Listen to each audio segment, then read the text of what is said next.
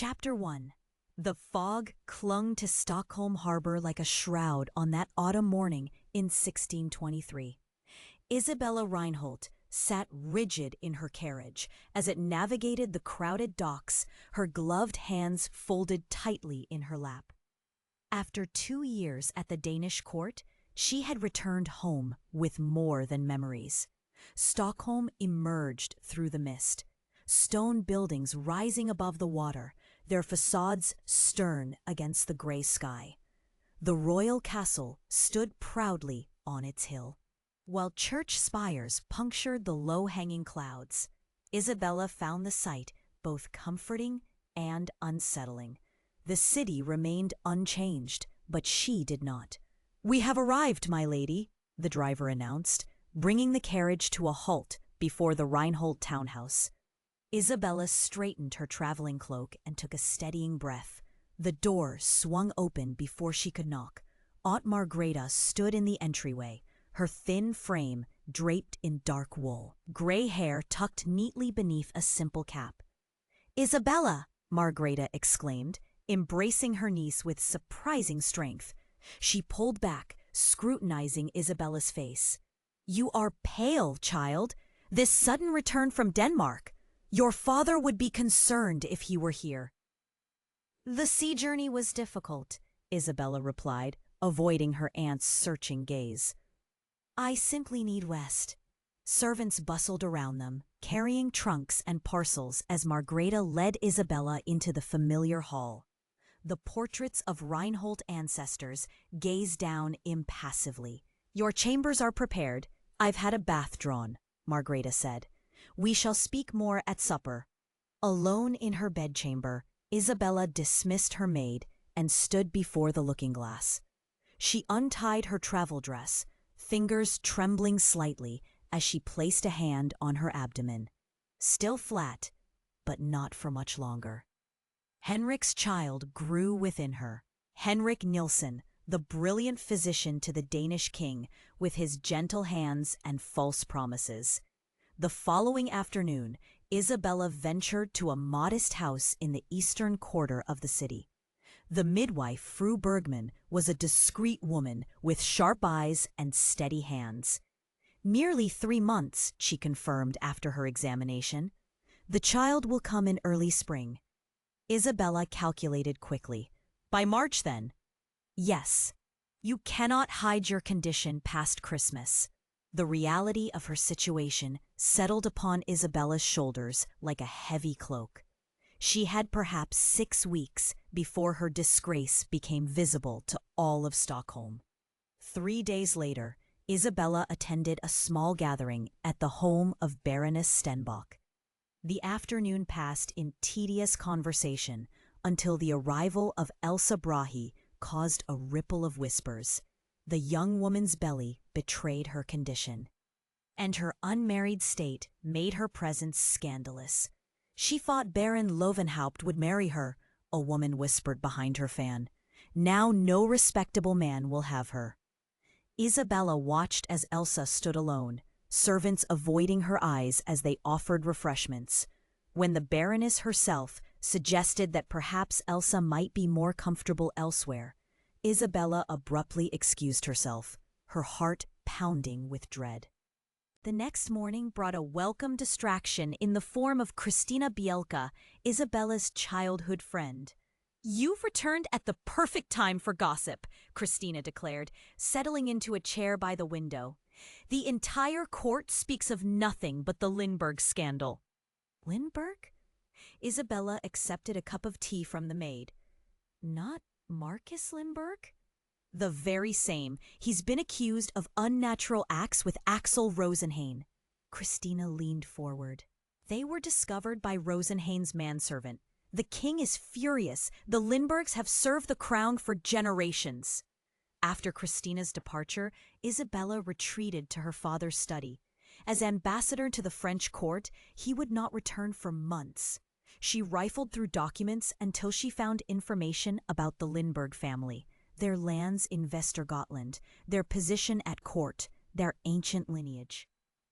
A court painting hung on the wall, depicting several nobles in attendance to the king. Marcus Lindbergh stood to the side, tall and reserved, with thoughtful eyes. Isabella studied his face, an idea forming in her mind. 2 days later, she entered the Royal Library, having learned of Marcus's daily visits there. She arranged herself at a table with several volumes of poetry, waiting. When he appeared, Isabella observed him carefully, handsome despite his haunted expression. His movements guarded as though expecting attack from any quarter. She approached his table with a question about a Danish text, noting how his eyes widened slightly in recognition of her name. "Reinhold," he said, "your father is the ambassador?" "Yes," she replied. "And you are Marcus Lindbergh. I've recently returned from Copenhagen." Their conversation moved from literature to veiled references about court life. Isabella noted his intelligence, his measured responses, the dignity he maintained despite obvious distress. "Exile comes in many forms," he said quietly, closing his book. "Some are sent away, others remain physically present while being thoroughly banished." "And which are you, Lord Lindbergh?" His smile held no warmth. "The latter, I'm afraid." As Isabella departed the library, she witnessed an encounter in the courtyard. A young servant boy stumbled beneath the weight of packages, spilling contents across the cobblestones. A nobleman raised his walking stick in anger, but Marcus stepped between them. "The fault is mine," he said smoothly. "I requested additional materials in haste." He helped the boy gather the scattered items, ignoring the nobleman's sneer. Isabella watched, her resolve strengthening. That evening, a letter arrived from Denmark. Henrik's familiar script filled the page with eloquent apologies. He expressed admiration and fond memories, followed by news of his betrothal to the daughter of a Danish count. The arrangement had been long-standing, he explained. He wished Isabella happiness and enclosed sufficient funds for her difficulty. Isabella burned the letter in her fireplace, watching the paper curl and blacken. The next morning, she sent a carefully worded invitation to Marcus Lindbergh, requesting his presence in the Reinhold garden the following afternoon. He arrived precisely on time, his formal attire impeccable despite the informal setting. They walked among late-blooming roses, exchanging pleasantries, until Isabella steered them to a stone bench sheltered by a hedge. "I will speak directly, Lord Lindbergh," she said. "Your situation at court has become precarious, as has mine, though for different reasons." He stiffened. "I do not understand your meaning, Lady Reinhold." "I believe you do." Isabella met his gaze steadily. "I propose a solution that would benefit us both. Marriage." Marcus stared at her, shock evident in his features, before his careful mask returned. "Have you lost your senses? Or is this some cruel jest?" "Neither. It is a practical arrangement." Isabella maintained her composure. "You require a wife to silence dangerous rumors. I require a husband for reasons of my own." His eyes narrowed. "What reasons could drive a woman of your standing to propose to a man in my position?" Isabella placed a hand on her abdomen. "I carry a child. The father cannot marry me." Understanding dawned in his eyes. "Ah." "We each face ruin of different sorts," she continued. "Together, we might preserve our places in society." Marcus stood, pacing the garden path. "You would bind yourself to a man who cannot love you as a husband should?" "I do not seek love, Lord Lindbergh. I seek protection for my child, as you seek protection from those who would destroy you." Isabella's voice remained calm. "Separate bedchambers, of course. Freedom within boundaries of discretion. Mutual respect." "You have considered the practical aspects," he acknowledged, thoroughly. He frowned. "The king must approve noble marriages, to deceive his majesty." "We would not deceive him about our match, merely our motivations," Isabella countered. "This arrangement harms no one. It preserves two families who have served the crown faithfully for generations. Would you prefer the alternative? Marcus studied her face. You are remarkably pragmatic, Lady Reinhold. Necessity breeds pragmatism. He fell silent, considering her words. Your child would bear my name. Yes, and would have the protection of your family standing. And what of your heart? Do you not wish for love? Isabella's smile held a touch of bitterness. I believed myself in love once. It proved a poor investment. Marcus continued his pacing, hands clasped behind his back. Finally, he stopped before her. With formal precision, he bowed deeply. Lady Isabella Reinhold, I would be honored to accept your proposal. He took her hand and pressed his lips to it briefly. Their eyes met, not as lovers, but as allies against a common enemy. That evening, Isabella stood at her bedchamber window, watching the sunset bathe Stockholm harbor in golden light. Her hand rested on her abdomen, where her child grew, unaware of the day's developments. Relief mingled with apprehension as she contemplated the frost pact she had initiated, a marriage built not on passion but on pragmatism, not on love but on survival. The fog was returning to the harbor, bringing with it the chill of approaching winter. Isabella closed the window against the cold. Chapter 2. Royal Blessing. Marcus Lindbergh's carriage passed beneath the imposing stone gates of Stockholm Palace, the royal guards standing at rigid attention. He straightened his embroidered doublet, midnight blue with silver threading, and adjusted the sword at his hip. The weight of the Lindbergh signet ring felt unusually heavy on his finger this morning. The palace courtyard bustled with activity. Servants hurried across the cobblestones, diplomats conferred in hushed tones, and military officers strode with purpose. Marcus ascended the wide marble steps, each footfall bringing him closer to a deception he had never imagined committing. The royal antechamber gleamed with opulence, gilded trim adorning the ceiling, massive tapestries depicting Swedish military victories, and portraits of stern-faced monarchs observing the proceedings below. Nobles and officials clustered in small groups, their conversations faltering as Marcus entered. Eyes tracked his movement, some curious, others openly disdainful. Marcus positioned himself near a window, mentally rehearsing the carefully prepared speech Isabella had helped him craft. Your Majesty, I come seeking permission to wed Lady Isabella Reinhold, daughter of your loyal ambassador.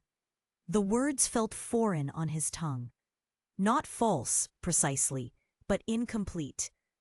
The king will see petitioners shortly, announced a court official. Those seeking audience should prepare their cases. Across the chamber, Colonel Eric Spera deliberately turned away as Marcus caught his eye. They had fought side by side during the Kalmar War, sharing a tent for months. Now, Spera wouldn't acknowledge his existence. The swift erosion of respect from his peers still surprised Marcus, despite its inevitability. Lord Lindbergh! Marcus turned to find Baron Axel Oxenstierna, the king's most trusted advisor, standing beside him. The elderly statesman's shrewd eyes assessed Marcus beneath bushy white brows. My lord, Marcus bowed respectfully. Your grandmother was my cousin, Oxenstierna said quietly. The Lindberghs have served the crown faithfully for generations. Some matters are better settled quickly and without unnecessary scrutiny.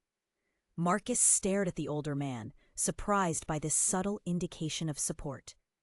His Majesty values loyalty above all else, Oxenstierna continued.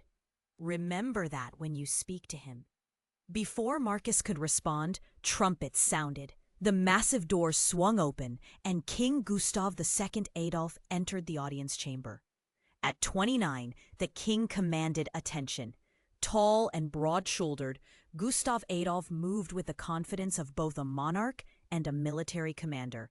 His reddish-gold hair and beard framed intelligent eyes that missed nothing. Though young, he had already led Sweden through significant military campaigns and diplomatic triumphs. Marcus took his place among the petitioners, waiting as the king addressed matters of state, land disputes, and military appointments. Finally, his name was called. He approached the throne and knelt, bowing his head. "Your Majesty." "Marcus Lindbergh," the king's voice carried easily through the chamber. "Rise and present your petition." Marcus stood, meeting the king's gaze directly. "Your Majesty, I come seeking royal permission to wed Lady Isabella Reinhold, daughter of Ambassador Sven Reinhold, currently serving the crown in France." The king leaned forward slightly. "The Reinhold girl? She has only recently returned from Denmark, has she not?" "Yes, Your Majesty. 3 weeks past." "And how long have you courted her, Lord Lindbergh?" "Our families have known each other for many years," Marcus replied carefully. "Recent circumstances have made clear the suitability of our match." "Circumstances," the king repeated, his expression neutral. "You request unusual haste in this matter." "Family considerations necessitate a prompt ceremony, Your Majesty. Lady Isabella's father is abroad in your service, and her mother long deceased. She has only her elderly aunt for companionship." A court official bent to whisper something in the king's ear. Gustav Adolf's expression darkened momentarily, his gaze sharpening as he studied Marcus. Marcus felt sweat gathering beneath his collar, but maintained his composure. "Your Majesty, the Lindbergh family has served the crown for 6 generations. I seek to establish a household that will continue this tradition of loyalty and service." "And the lady shares these sentiments?" The king's tone remained neutral, but his eyes were penetrating. "She does, Your Majesty. Lady Isabella possesses both intelligence and discretion.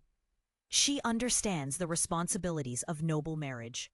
Gustav Adolf tapped his fingers against the arm of his throne, considering. The chamber had grown unusually quiet, courtiers straining to hear the exchange. "Baron Oxenstierna," the king called. The elderly advisor stepped forward. "Your Majesty, your thoughts on this match." Oxenstierna bowed slightly. "Both families have served Sweden with distinction. In uncertain times, we should encourage the continuation of such loyal houses." The king nodded slowly. "Very well, Lord Lindbergh. You have my permission to wed Lady Reinhold. The ceremony will take place in the palace chapel tomorrow at midday. I shall attend." Marcus bowed deeply, concealing his surprise at the king's decision to attend. "Your Majesty honors us greatly. Honor comes with obligation, Lord Lindbergh. Remember that." The following morning brought frantic preparations. Isabella selected a gown of silver blue silk, restrained yet elegant, befitting a hasty noble wedding. Servants rushed to prepare the Lindbergh townhouse, airing rooms unused since Marcus's mother's death 3 years prior. The palace chaplain arranged the ceremony with efficiency, familiar with royal commands requiring immediate action. By midday, the palace chapel stood ready. Sunlight streamed through stained glass, casting colored patterns across the stone floor. Marcus waited at the altar, surprised by the number of courtiers filling the pews. What should have been a quiet, private ceremony had become a spectacle, with nobles and officials positioning themselves for the best view of this unexpected match. When the doors opened for Isabella's entrance, Marcus found himself genuinely impressed. She moved with perfect composure, her gown catching the colored light as she processed down the aisle. Her face revealed nothing of the anxiety she must feel, only serene dignity. Aunt Margreta accompanied her, fulfilling the role of family representative. Isabella reached his side, meeting his eyes briefly. A silent understanding passed between them. They would face this challenge together, as agreed.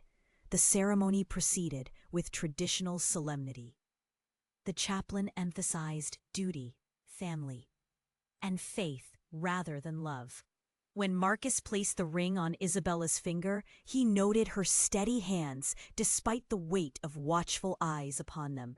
With this ring I thee wed, he recited, the ancient words binding them together in their elaborate deception.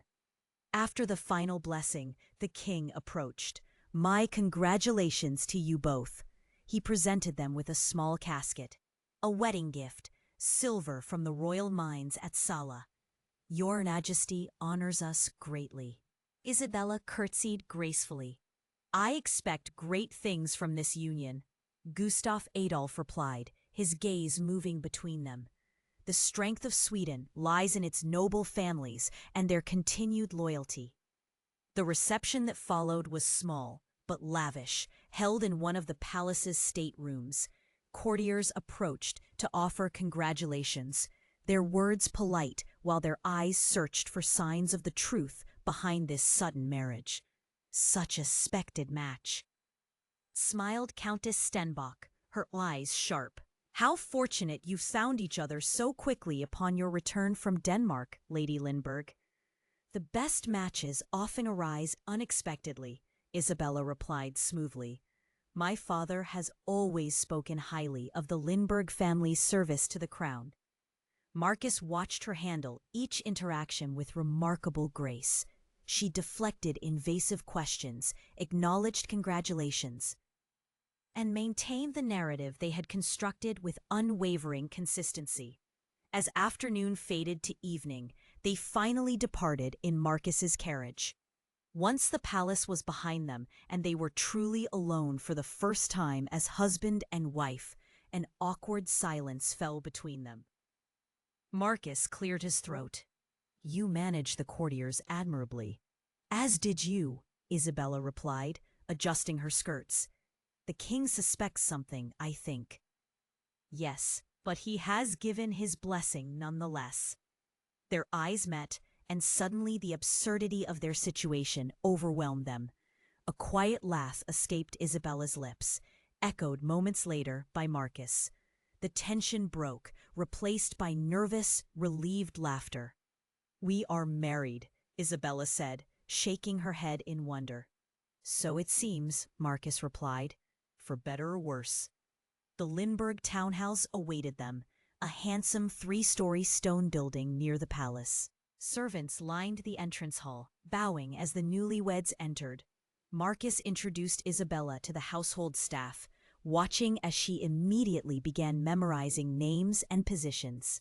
Later that evening, a steward showed Isabella to her chambers, spacious rooms decorated in shades of blue and silver, connected to Marcus's apartments by a comfortable sitting room. A fire burned in the hearth, illuminating a chess set arranged on a table between 2 chairs. After changing into evening attire, Isabella found Marcus in the sitting room, examining the chess pieces. Do you play? He asked, looking up at her entrance. My father taught me, she replied, taking the seat opposite him. Though I warn you, I am considered quite formidable. A worthy challenge, then. Marcus arranged the pieces. White or black? Black, she decided. I prefer this strategic challenge. As Marcus made his opening move, the awkwardness of their wedding night hung unspoken between them. This chess match, rather than a marriage bed, would define their first evening as husband and wife. The game progressed slowly, each move considered carefully. As the hours passed and servants discreetly withdrew, their conversation deepened. I was 15 when I joined the king's northern campaign, Marcus said, moving his knight. My father insisted military service was essential to understand the lands we would someday govern. Was he right? Isabella captured a pawn. Yes, though I learned different lessons than he intended. Marcus paused, studying the board. I discovered I had little taste for bloodshed, but considerable skill for strategy and logistics. The king eventually assigned me to supply management rather than direct combat. A valuable service nonetheless. The army marches on its stomach, as they say. Marcus hesitated, then continued. It was during that campaign that I met Eric. Isabella's eyes lifted from the board, meeting his. Eric? Eric Larson, a cartographer with the army. Marcus's voice grew quiet. Brilliant mind. He could glance at Tarryn and reproduce it perfectly on parchment hours later. Isabella moved her bishop. He was the one? Marcus nodded. For 3 years, we were discreet, or so we believed, until a jealous rival reported us to his commanding officer. What happened to him? He was sent to map the Finnish territories. I haven't heard from him since.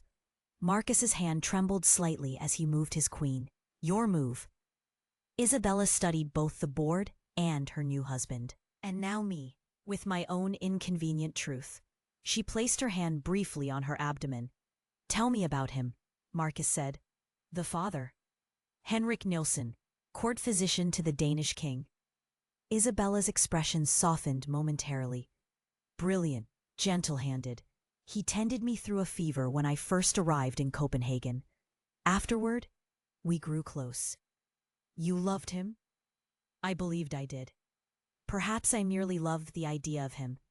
She moved her rook with precision. He wrote with such passion, promised such devotion, until your condition became known. Until then, she agreed. Suddenly his long-standing betrothal to a Danish noblewoman became an insurmountable obstacle. They played in silence for several moves, the crackling fire the only sound in the room. We are quite the pair, Lady Lindbergh, Marcus finally said, each betrayed in our own way. Indeed, Lord Lindbergh. Isabella studied the board. Though perhaps not entirely unlucky to have found each other in our respective difficulties. As the night deepened, their game continued. Marcus found himself appreciating Isabella's strategic mind and direct manner. When she spoke, she did so with purpose, without the excessive embellishment common among court ladies. Near dawn, as the fire burned low, Marcus advanced his remaining knight. I believe we have reached an impasse. Isabella examined the board. A draw, then? A fitting conclusion, wouldn't you agree? Neither victor nor vanquished. A balanced partnership, she nodded. I propose we formalize our arrangement. Beyond our wedding vows? Vows made for others to hear. This is for us alone. Isabella extended her hand across the table. I pledge honesty between these walls. Respect for your privacy beyond them, and protection of your reputation as you protect mine. Marcus took her offered hand. I make the same pledge to you. Your child will have my name and protection. Your secrets remain safe with me. Their handshake, firm and brief, sealed their private pact more meaningfully than their public vows had done. As dawn light began to filter through the windows, exhaustion finally overcame them. Isabella reclined in her chair, eyes closing despite her efforts to remain awake. Marcus similarly surrendered to fatigue, his head resting against the high back of his chair. When the servants entered at mid-morning to tend the fire, they found the new Lord and Lady Lindbergh asleep in separate chairs, the chessboard between them, a tableau that would spark the first of many whispers about the unusual nature of the Lindbergh marriage. Chapter 3. Unconventional Union. The first light of dawn filtered through the heavy curtains of Isabella's bedchamber. She woke disoriented, momentarily forgetting where she was until her eyes focused on the unfamiliar canopy above. The Lindbergh crest, embroidered in silver thread against midnight blue, reminded her of her new reality. Countess Lindbergh, a title acquired through necessity rather than love. A soft knock interrupted her thoughts. "My lady," called a tentative voice. "May I enter?" "Yes, come in," Isabella replied, sitting up against the pillows. A young maid entered carrying a breakfast tray, her eyes darting curiously around the chamber, before settling briefly on the untouched bed in the connecting room. Marcus's chamber. "Good morning, Brita," Isabella said, recalling the girl's name from yesterday's introductions. "Please set the tray here." As Brita arranged the breakfast, Isabella noted the girl's poorly concealed curiosity. The servants clearly found their new master and mistress's sleeping arrangements unusual. "Lord Lindbergh has already broken his fast and gone to his study," Brita offered, unprompted. He asked not to disturb your rest. Thank you, that will be all for now. After eating, Isabella dressed with her lady's maid's assistance and made her way to the housekeeper's domain. Fru Holm, a thin woman with iron-gray hair and impeccable posture, awaited her with household ledgers prepared. My lady, she curtsied formally. Lord Lindbergh indicated you would wish to review the household management. Indeed. Isabella settled at the table. Please, show me how things have been arranged since the late Countess's passing. For the next 2 hours, Isabella immersed herself in understanding the Lindbergh household, staff responsibilities, provisioning schedules, account books. She discovered inefficiencies and dated practices that required modernization. The wine cellar inventory system is particularly cumbersome, she noted. At the Danish court, I observed a method using colored wax seals to indicate vintage and region. We shall implement something similar. As you wish, my lady, Fru Holm replied, her initial stiffness gradually yielding to respectful attention as Isabella demonstrated competence. From his study doorway, Marcus observed Isabella conferring with the steward in the great hall. Her questions were precise, her decisions clear. When she suggested moving the weekly staff meetings from evening to morning to improve efficiency, Marcus found himself nodding in agreement. Your wife has a fine administrative mind, remarked Steward Carlson as he passed Marcus later. The household will benefit from her guidance. Indeed, Marcus replied, surprised by the pride he felt at the compliment. Sunday brought their first significant public appearance as husband and wife. Isabella wore a gown of deep green velvet, her hair arranged beneath a pearl-trimmed cap. As Marcus offered his arm to escort her to the carriage, he noted her shallow breathing. Are you unwell? He asked quietly. Morning sickness, she admitted. It will pass. At the cathedral, they processed down the aisle to the Lindbergh family pew near the front. Heads turned, whispers followed. Isabella maintained perfect posture, her expression serene despite the scrutiny. Marcus found himself unconsciously straightening his shoulders, determined to match her dignity. After the service, they stood together, receiving congratulations from Stockholm society. Their responses were gracious but measured, neither overly affectionate nor noticeably distant, a balance they had practiced in private. You handled that well, Marcus commented as their carriage returned home. As did you, Isabella replied. Did you notice Baroness Kirk watching us? She seemed disappointed to find nothing amiss. She'll need to look elsewhere for scandal, Marcus said, surprising himself with a small smile that Isabella returned. Day settled into a rhythm. They shared breakfast most mornings, discussing books or current events. Marcus informed Isabella of his appointments. She consulted him about household changes.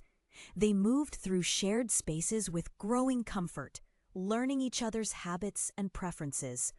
One night during her 4th month, Isabella wandered to the library, seeking distraction from persistent nausea. She found Marcus already there, reading by candlelight in his dressing gown. Forgive me, she said, turning to leave. I didn't realize.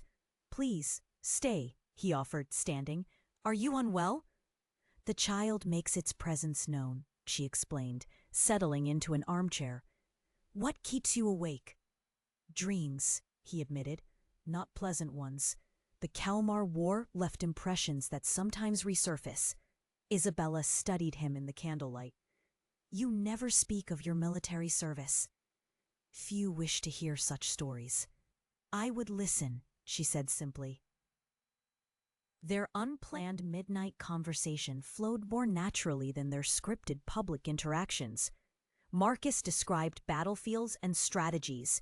Isabella spoke of Danish court intrigues. Neither mentioned Henrik or Eric, yet their absences shaped the conversation nonetheless. 3 weeks after their wedding, a royal messenger arrived at breakfast. Marcus broke the seal and read silently, his expression sobering. What is it? Isabella asked. Military summons. King Gustav Adolf is preparing to enter the German conflict. I am recalled to service as supply quartermaster for the Northern Regiment. When must you leave? 2 weeks. Marcus set the parchment down. I'm ordered to Stockholm Palace tomorrow to receive detailed instructions. Isabella nodded, surprised by the twist of concern in her chest. Their arrangement had never accounted for separation by war. I shall begin preparations, she said, rising from the table. Over the following days, Isabella personally oversaw the preparation of Marcus's military uniforms. She inspected each seam, insisted on the finest wool available, and ensured his winter gear included fur-lined gloves and boots. The quartermaster should not succumb to cold, she explained when he questioned the expense. Sweden's army needs you functioning properly. Marcus watched her direct the household with quiet efficiency, increasingly grateful for her practical nature. One evening, he invited her to his study, where ledgers and property documents covered his desk. You should understand our financial position, he explained, showing her account books and property deeds. I've written to my stewards at our country estates, instructing them to recognize your authority in all matters. Isabella reviewed the documents carefully. Your family's holdings are more extensive than I realized. 4 main estates beyond this townhouse, Marcus confirmed. The lands in Västergötland are particularly profitable. And these military investments? Trade contracts with the army, supplying grain, lumber, and iron. They will continue in my absence, with profits directed to the Stockholm account, which you will control. Isabella looked up from the papers. You trust me with this authority? We are partners in this venture, Marcus replied. Practical considerations require nothing less. The next morning, Isabella paused at her chamber window, watching Marcus in the courtyard below. He practiced swordsmanship with his former military aide, now his valet. Marcus moved with surprising grace for his height, his technique precise rather than flamboyant. Despite sharing a household for weeks, she realized how little she knew of his capabilities beyond a social sphere. As her 5th month began, Isabella hosted her first formal gathering as Countess Lindberg. The ladies of the court arrived for afternoon refreshments, curiosity thinly veiled behind social niceties. Such a swift courtship, remarked Countess Stenbock, sipping tea. One hardly heard of your attachment before the wedding bells rang. Sometimes certainty requires no lengthy demonstration. Isabella replied smoothly. Lord Lindberg and I recognized our compatibility rather quickly. How fortunate, murmured Baroness Kirk, particularly with your husband's recent difficulties at court. Isabella set down her cup precisely. My husband's dedication to the crown has never wavered. The king himself recognizes this, having personally appointed him to the quartermaster position for the upcoming campaign. Her pointed reference to the royal appointment silenced further insinuations. By the gathering's end, several ladies who had arrived with veiled skepticism departed with genuine respect for the new countess's composure.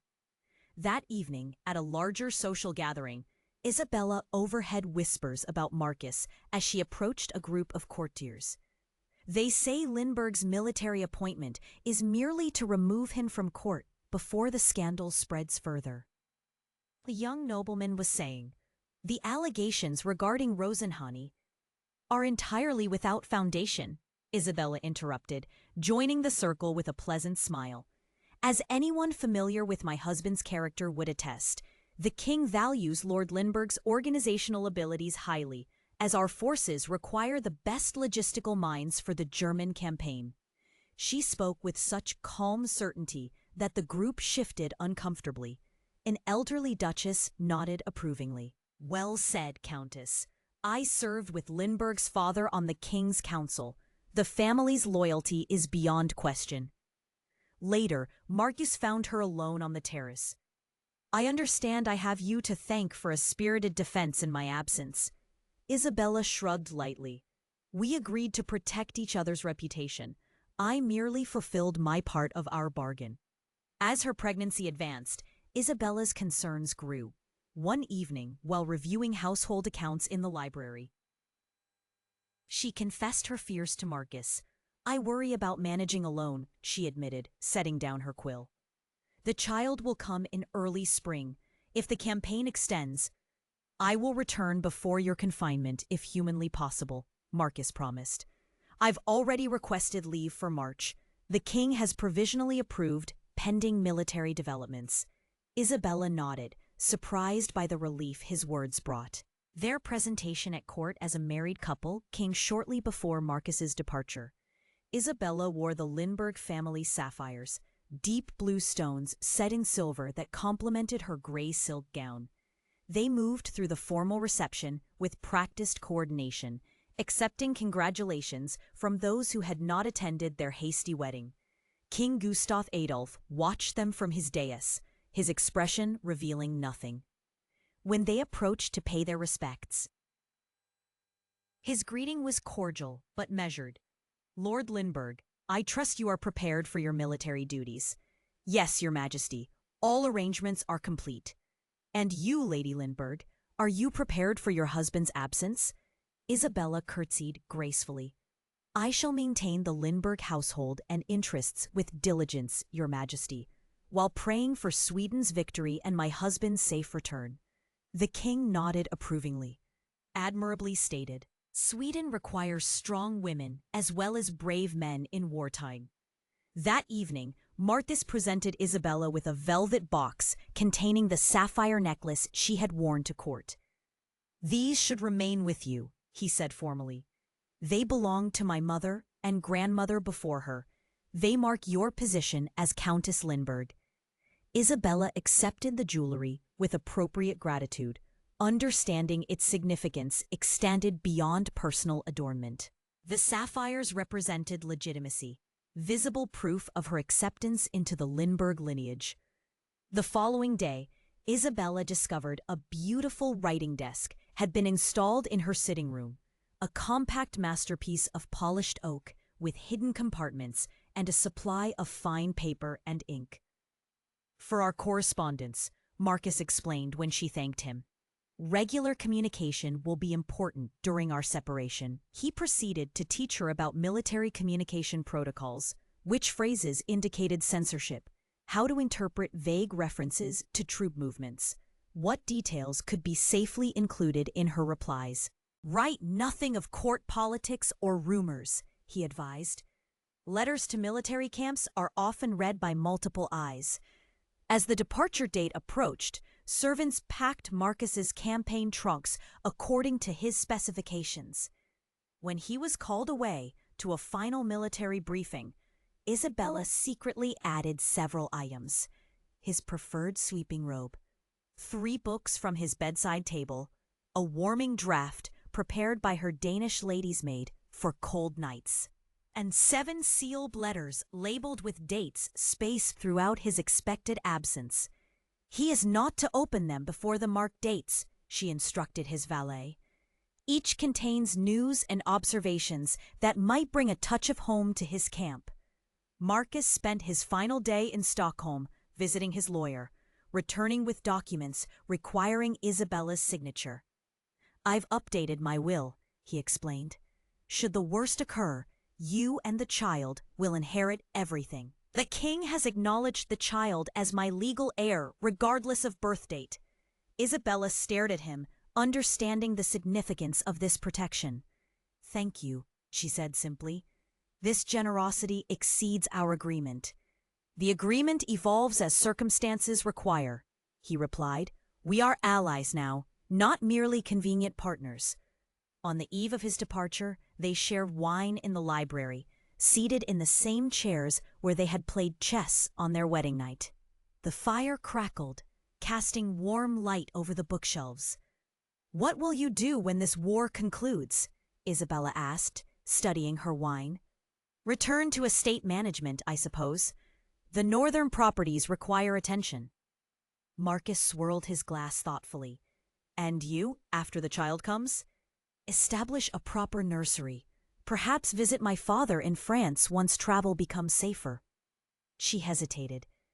We never discussed how long our arrangement would continue. I see no reason to alter it, Marcus said carefully, unless you wish for freedom to pursue a more conventional marriage.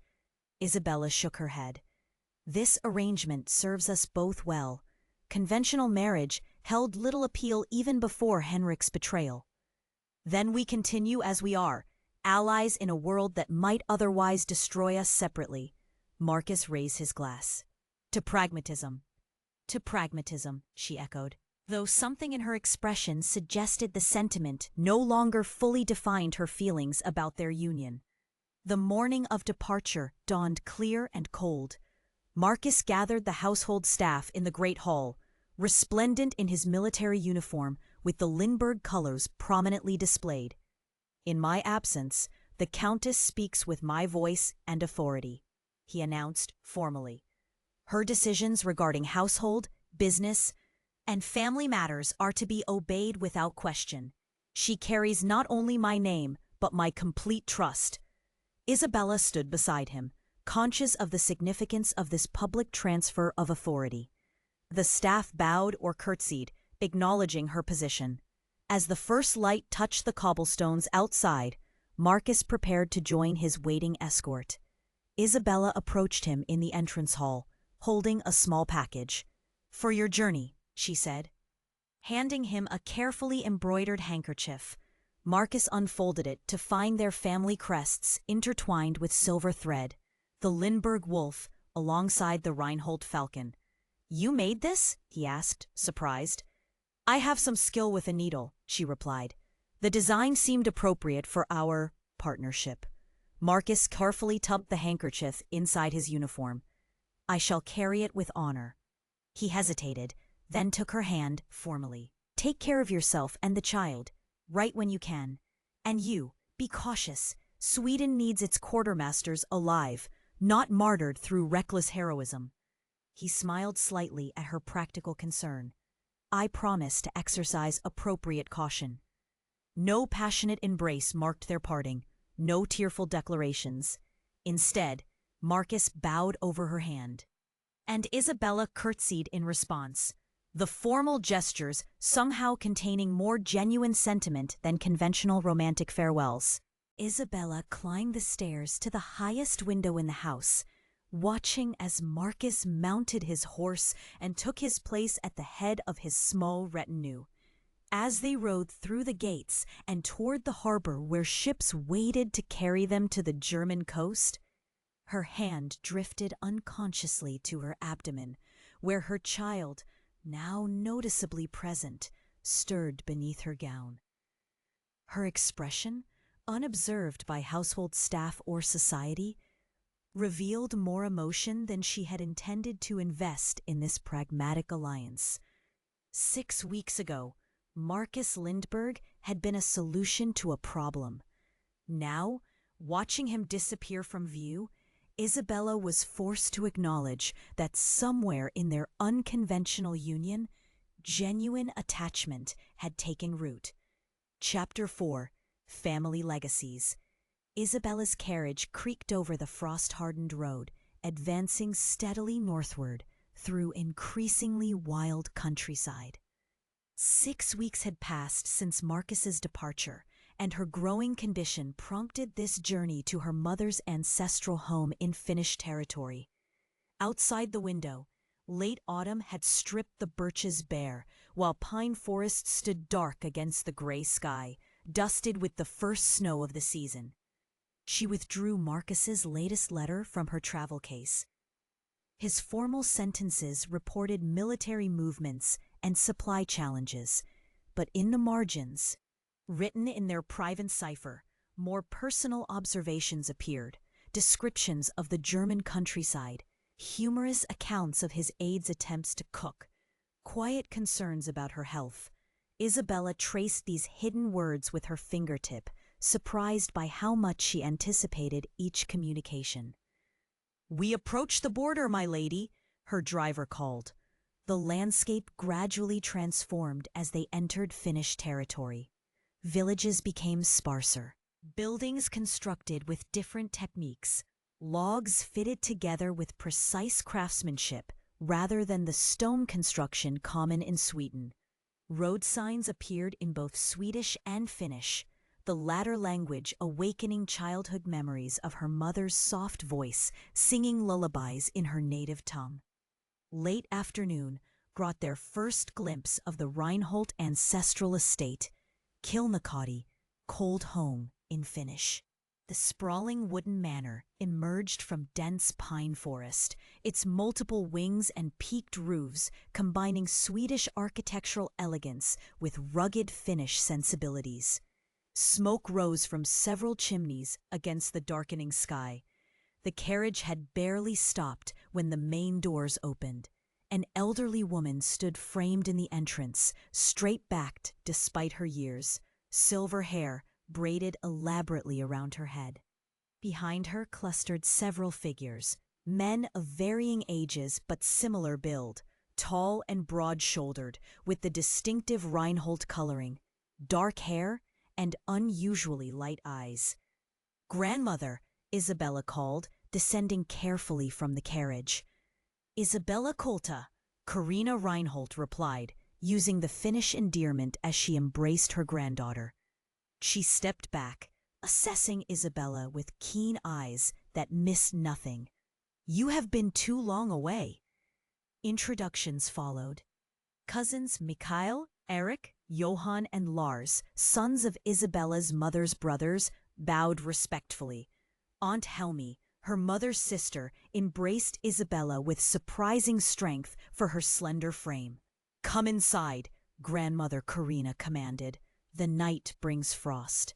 The manor's interior welcomed them with warmth and the scent of pine. Servants, all seeming to possess the same pale eyes as the family, took Isabella's trunks to her chambers while she was escorted to the great hall where a fire blazed in a massive stone hearth. After the evening meal, when the men had retired to the hunting room, Isabella found herself alone with Grandmother Carina and Aunt Helmi in a small parlor. The older women exchanged glances before Carina spoke. "Your letter mentioned only that you had married suddenly. Now I see the full reason." Her weathered hand gestured toward Isabella's abdomen where her pregnancy had become noticeable. "When does the child come?" "Early March," Isabella answered, abandoning pretense. These women would not be deceived by social niceties. "And the father?" Helmi asked directly. "Not the nobleman you married, I think." Isabella hesitated only briefly before explaining her situation, Henrik's betrayal, the arrangement with Marcus. The royal blessing of their unconventional union. She found herself revealing more than she had intended, these familiar yet strange relatives somehow drawing truth from her. "A practical solution," Grandmother Carina nodded approvingly when Isabella finished. "The Reinholds have always valued practicality above sentiment." Later, as servants prepared the household for night, Carina led Isabella to her private sitting room, where artifacts of Finnish tradition mingled with objects of obvious wealth. Silver bowls hammered into intricate patterns, crystal vessels containing dried herbs, tapestries depicting snow-covered landscapes, and figures performing ancient rituals. "You have made a marriage of convenience," Carina said, pouring steaming tea from a silver pot. "This is not uncommon in our family. But remember this wisdom. Isabella Kolta, arrangements begun in pragmatism often develop complications of the heart." "Marcus and I understand each other," Isabella replied, accepting the cup. "Perhaps now, but shared purpose creates bonds, particularly in times of hardship." Carina studied her granddaughter. "You carry more than one legacy in your body. The child will be Lindberg by name, but the blood of the Frost clan runs strong." "Frost clan?" "The old name for our family line. Before Swedish rule and Christian baptism changed many things." Carina's gaze drifted to the window, where night pressed against the glass. "Sleep now. We will speak more tomorrow." The family dinner the following evening proved revelatory. Isabella observed her 4 cousins. Mikhail, the eldest at 35, a trained physician with gentle hands despite his imposing stature. Eric, the soldier, whose vigilant eyes constantly swept the room.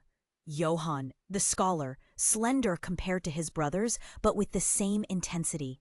And Lars, barely 20, whose cheerful manner concealed watchful intelligence. Despite their camaraderie, Isabella noted undercurrents in their interactions. Servants treated them with unusual deference tinged with wariness. When Lars reached for more bread, the serving girl flinched almost imperceptibly. When Mikhail requested wine, the steward bowed lower than protocol required. "Your husband fights in Germany?" Eric asked, cutting his venison with precise movements.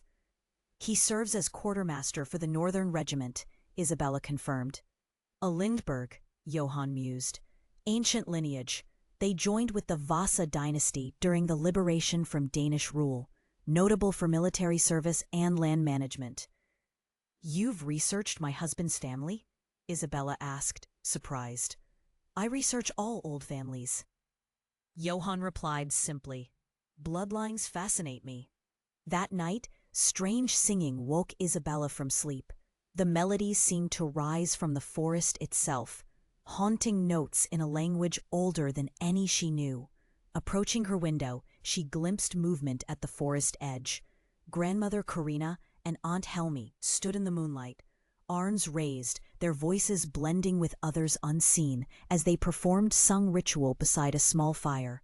The following morning, Isabella explored the manor library, finding historical volumes documenting the family's past. One ancient text, its pages yellowed and binding cracked, contained accounts of the Frost clan ancestors and their rumored abilities to withstand extreme cold and see beyond the veil between worlds. Isabella dismissed these as metaphorical until she found similar references in multiple sources. Aunt Helmi discovered her reading and settled beside her. "You found the family chronicles." "They contain rather fanciful accounts," Isabella replied carefully. "Not fanciful, simply unspoken outside these walls." Helmi traced the text with her finger. "Some family members inherit the blood gift, heightened senses, resistance to cold, healing abilities, long life. Others," she paused, "carry the frost curse." "Curse?" "Those with the curse develop unnatural appetites and disturbing tendencies. They hunger for what they should not. They can drain life from others through touch." Isabella closed the book, uncomfortable with this turn in conversation.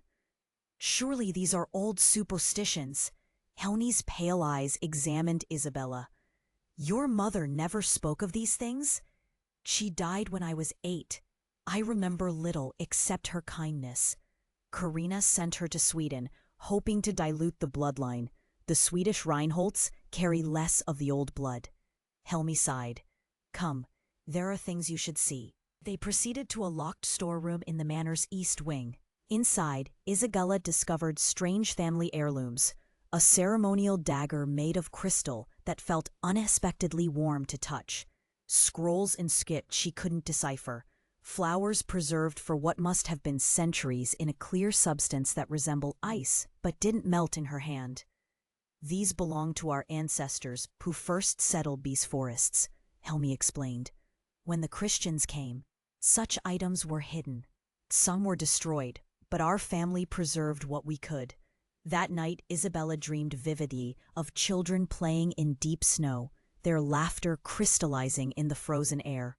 One child stood apart, watching the others with unnatural stillness, eyes reflecting moonlight like a predator's.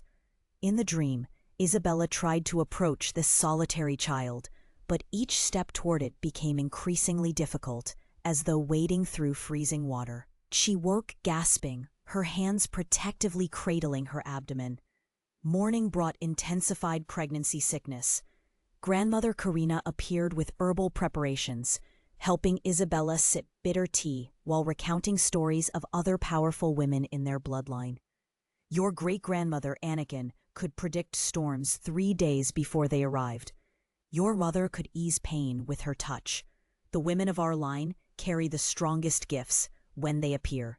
Later that day, Cousin Weekale examined Isabella with professional detachment. His medical training in Uppsala and Paris, combined with traditional knowledge passed through generations. "The child grows well," he confirmed, washing his hands in a silver basin. "Your health is good, though you should consume more iron. This forest provides what you need. I will prepare medicines for your journey home."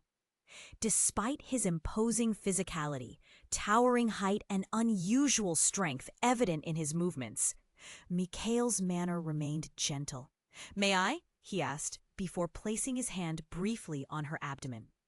A strange warmth spread from his touch, easing the persistent ache in her lower back.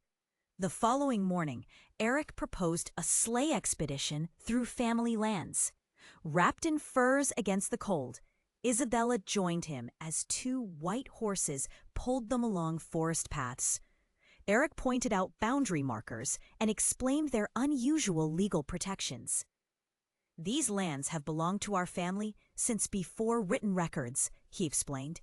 "When Sweden formally claimed Finland, special dispensation was granted to maintain our holdings intact." "Why special treatment?" Isabella asked. Eric's expression grew guarded. "The authorities found it preferable to have our family as allies rather than enemies. There were incidents in the past when outsiders attempted to seize our territory." The sleigh rounded a bend, entering a clearing deep within the forest. Eric immediately tensed, pulling sharply on the reins. Isabella followed his gaze to a crude shrine constructed of branches and stones. Animal bones, deer, fox, and others she couldn't identify, had been arranged in geometric patterns around a central post. "We should not be here," Eric said tersely, turning the sleigh. His normally composed expression showed clear disturbance. Despite Isabella's questions, he refused to explain, urging the horses to greater speed as they departed. That evening, Johan invited Isabella to his study. Charts of family genealogy covered the walls, some lines marked with different colored inks. He showed her records documenting periodic cullings where certain family members disappeared or died young. "Every third generation approximately," he noted clinically. "Those showing signs of the curse were eliminated to protect both family and community." "By whom?" Isabella asked, horrified. "By family, usually. Those with the gift recognized those with the curse early and acted accordingly." Johan's finger traced a line of crossed-out names. "Our great-uncle Elias was responsible for most of these. He died protecting the family from discovery when authorities grew suspicious of deaths in nearby villages." The implications of his casual explanation chilled Isabella more than the winter wind outside. The next afternoon, young Lars led Isabella through the manor's lower levels to a concealed door behind shelving in the winter storeroom. It opened to reveal tunnels and chambers carved into the bedrock beneath the house. "Refuge during difficult times," Lars explained, his breath visible in the cool air. "When King sent soldiers hunting those they called witches and demons, our family retreated here. These chambers can sustain 30 people for months." "When was the last time they were used?" Isabella asked, touching the smoothly carved wall. "Grandmother would know," Lars replied vaguely. "We maintain them still, as we were taught. Some traditions cannot be abandoned, even in modern times." On the evening before Isabella's departure, Grandmother Karina summoned her to a small room Isabella hadn't previously entered. A circular chamber at the manor's highest point, its windows faced in all 4 directions. A stone altar stood in the center, covered with curious objects, bundles of herbs, crystals, small carved figures, and a silver bowl filled with water. "Give me your hands," Karina commanded. Isabella complied, watching as her grandmother placed her weathered palms against Isabella's abdomen. Karina began singing softly, the same eerie melody Isabella had heard from the forest. The room seemed to grow colder, then warmer, the water in the silver bowl rippling without being touched. When the ritual ended, Karina's eyes opened, their pale color appearing almost luminous in the chamber's dim light. "The child carries our blood strongly," she stated. "You must watch for signs of either gift or curse. The Lindbergh lineage is old and carries its own power. Their blood may strengthen rather than dilute our traits." "How will I know?" "Unusual resilience to illness or injury suggests the gift. Cruelty without cause or pleasure in others' pain may indicate the curse." Karina pressed something into Isabella's palm, a small amulet of silver set with clear crystal. "Wear this during your confinement. It will help guide the child toward light rather than darkness." The following morning, the family gathered to bid Isabella farewell. Mikko presented her with packets of herbs for her journey and pregnancy. "I will come to Stockholm when your time approaches," he promised. "Send word when the first signs appear." Aunt Helmi embraced her. "Remember, knowledge protects. Learn all you can of the Lindbergh bloodline. Know what traits might combine with ours." Grandmother Karina's farewell was simplest yet most affecting. She placed her hands on Isabella's cheeks, looking deeply into her eyes. "You carry our future, Isabella Culta. Trust your instincts. They are the voice of ancestors guiding you." The return journey proceeded smoothly until 2 days outside Stockholm. As Isabella's carriage passed through a remote region, armed men emerged from the forest, signaling her driver to halt. "We seek those with frost in their veins," the leader announced, his accent marking him as from the easternmost territories. "A child disappeared from Östergötland last week. Signs point to those with the old hunger." Isabella leaned from the carriage window. "I am Countess Lindbergh, returning from visiting relatives. My husband serves King Gustav Adolf in Germany." The men studied her with suspicion until she displayed the royal seal Marcus had given her for safe passage. Reluctantly, they stepped aside, allowing the carriage to continue. "Watch for those with eyes like winter," one called after her. "They walk among us, pretending to be human." Upon returning to Stockholm, Isabella found correspondence awaiting her. 2 letters from Marcus describing worsening conditions and requesting she contact his military connections to expedite additional supplies. The formal language contained hints of increasing pressure and personal discomfort that concerned her. That night, seated at the writing desk Marcus had given her, Isabella composed responses by candlelight. One letter to Marcus detailed her successful arrangements with his suppliers and included personal observations about Stockholm in winter. Another to Mikael confirmed her safe return and requested more information about family traits she should watch for in her child. The candle burned low as she wrote, casting her shadow against the wall. Isabella touched the amulet concealed beneath her gown, acutely aware that she stood between 2 ancient bloodlines, each with their own power and dangerous secrets. The child within her would inherit both legacies, Lindbergh and Reinhold, Swedish nobility and Finnish mystery. Outside her window, snow began to fall on Stockholm harbor, covering the city in white silence. Chapter 5. Frontlines. Protestant banners snapped in the bitter wind as Swedish forces stood arrayed across the mud-churned German field. Cannon smoke hung in the air like morning mist, temporarily obscuring the Catholic imperial troops positioned along the opposite ridge. Marcus Lindbergh hunched over a portable map table beneath a hastily erected canopy, his breath visible in the November chill. "If we move supply wagons through this valley," he indicated a narrow passage between forested hills, "we can provision the eastern battalions without exposing our movements to enemy observation." Colonel Torstenson, the artillery commander, studied the route. The terrain appears difficult. My scouts report it passable for wagons if we send engineers ahead to clear fallen trees, Marcus replied. The alternative routes leave us vulnerable to ambush for nearly 3 kilometers. General Horn nodded approval. Implement Lindbergh's plan.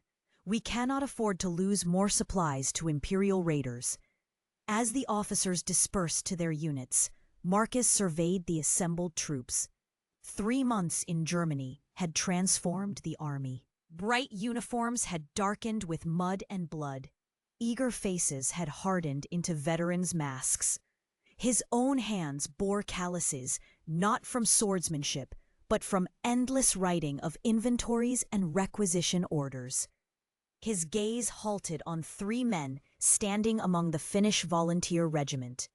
Though he had never met them, Marcus recognized them immediately from Isabella's descriptions.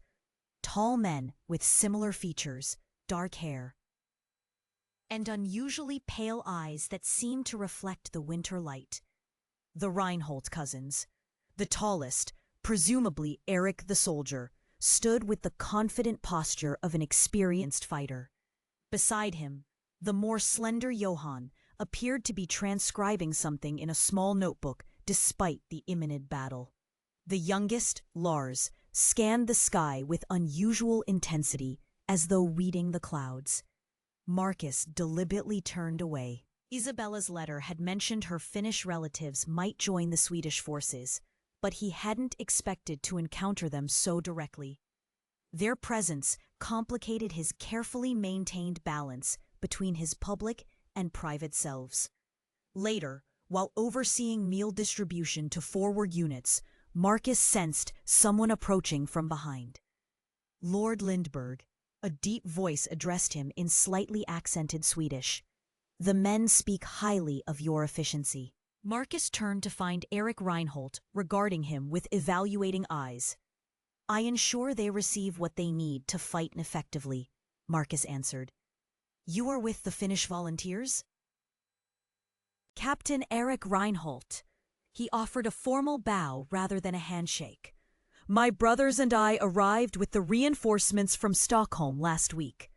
Neither man acknowledged their connection through Isabella, though understanding hung unspoken between them.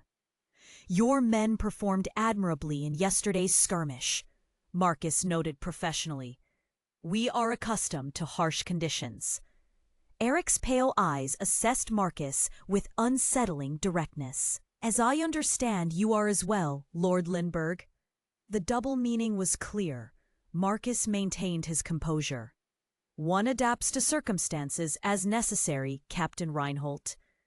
2 nights later, Marcus found himself sharing watch duty with Eric along the perimeter of the Swedish encampment. The moon cast the winter landscape in silver light, transforming the war-torn fields into something almost beautiful. Your wound from the Kalmar War troubles you in this cold, Eric observed as Marcus unconsciously rubbed his shoulder. Marcus stiffened. You seem well informed about my history. My cousin speaks of you in her letters. Eric's breath formed clouds in the frigid air. She did not mention your injury. Because she doesn't know of it. Marcus adjusted his position, easing the old ache. It's hardly relevant to our arrangement. Eric's expression remained neutral. An arrangement that protects you both. Has Isabella sent you to evaluate me, Captain Reinhold? She doesn't know we've met. Eric's gaze swept the darkened landscape. I form my own assessments. You appear honorable despite your complicated situation. And what of your family's situation? Marcus countered quietly. Isabella's letters hint at unusual traditions in her mother's lineage. A slight smile touched Eric's mouth. We all have our secrets, Lord Lindbergh. I offer neither judgment of yours nor explanation of ours, merely practical alliance. We share a connection through Isabella. In war, such connections matter. Before dawn the next morning, Swedish forces prepared for engagement with Imperial troops spotted approaching from the south. As Marcus delivered final instructions to supply officers, he observed the Reinhold brothers performing subtle rituals, Eric whispering to the rising sun, Johann marking symbols in his palm with ink, Lars burying small wooden tokens in the earth beneath their positions. The battle erupted with artillery fire from both sides. Marcus remained behind the front lines, coordinating reinforcements and supplies, but maintained clear observation of the conflict. Through drifting smoke, he tracked the Reinhold cousins as they led their Finnish unit into the fray. Eric fought with extraordinary skill, his movements fluid and precise, seemingly unaffected by the numbing cold that slowed other men. When surrounded by 3 Imperial soldiers, he moved with startling speed, dispatching his attackers before they could coordinate their assault. As the battle reached its height, the weather shifted dramatically. What began as light snow intensified into a sudden blizzard, visibility dropping within minutes. The Imperial forces faltered in confusion, unable to maintain formation in the whiteout conditions. Through swirling snow, Marcus observed something impossible. The Reinhold cousins navigating the storm with uncanny precision, directing their units without hesitation, as though the blinding snow presented no obstacle to their vision. Marcus abandoned his position to deliver crucial orders to the artillery unit when he spotted a wounded Swedish soldier collapsed in the path of advancing Imperial cavalry.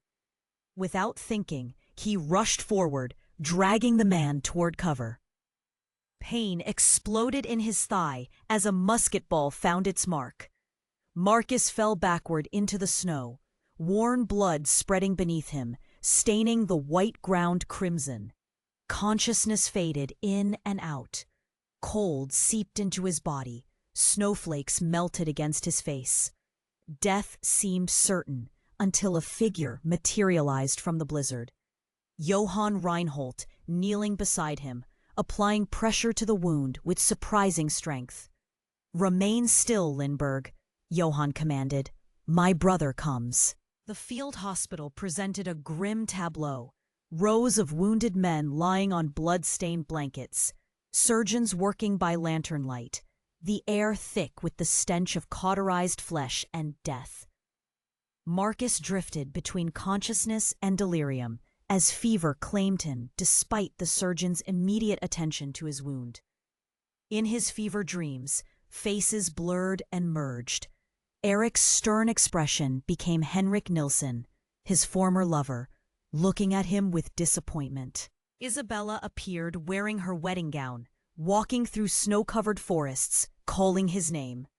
Strange visions followed, ice palaces rising from frozen lakes, wolves with human eyes watching from forest shadows, his own hands turning blue with cold, yet feeling no pain.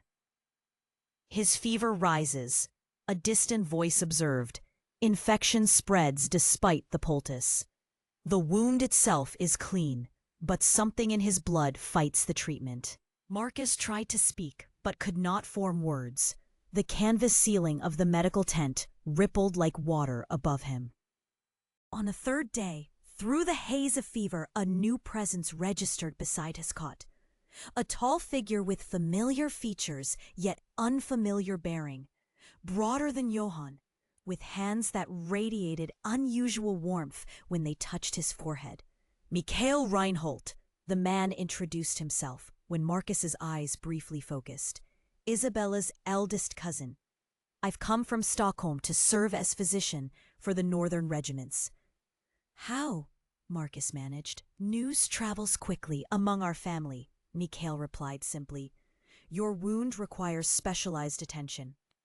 In his lucid moments, Marcus observed Mikael's unorthodox treatment methods. Herbal mixtures applied directly to the wound, tinctures added to drinking water, heated stones placed in precise patterns around the affected limb.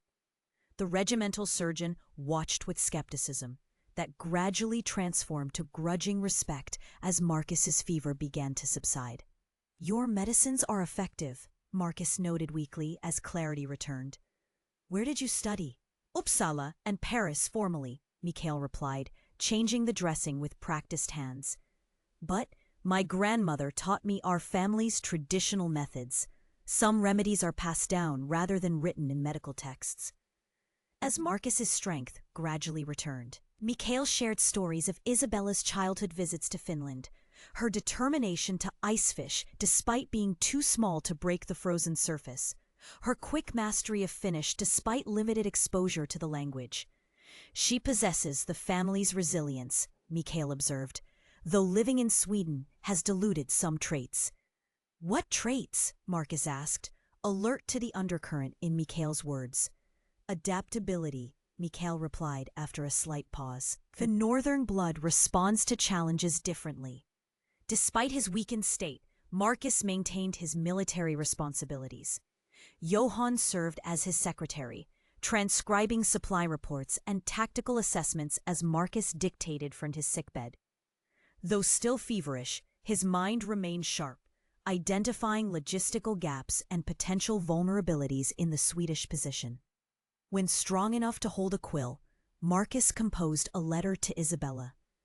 My dear wife, reports of recent engagements will reach Stockholm before this letter. So I must assure you that while I have sustained an injury, the situation is not dire. The wound is healing well under expert care. Your cousins have proven themselves exceptional soldiers. Their presence has been unexpected but welcome. Though we had not previously met, they have shown me considerable kindness. Mikhail arrived recently and has applied his considerable medical knowledge to my benefit.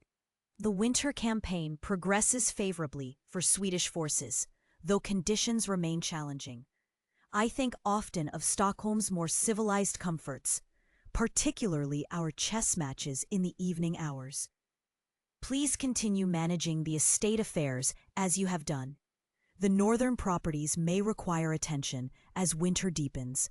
I remain your faithful husband. Marcus.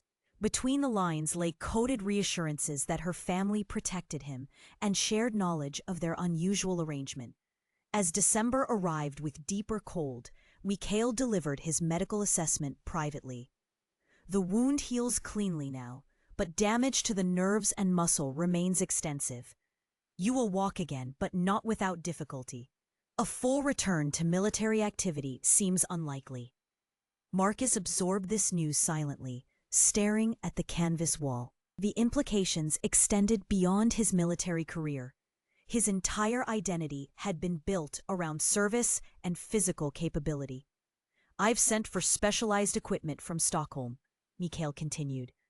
With proper support and rehabilitation, you can regain significant function.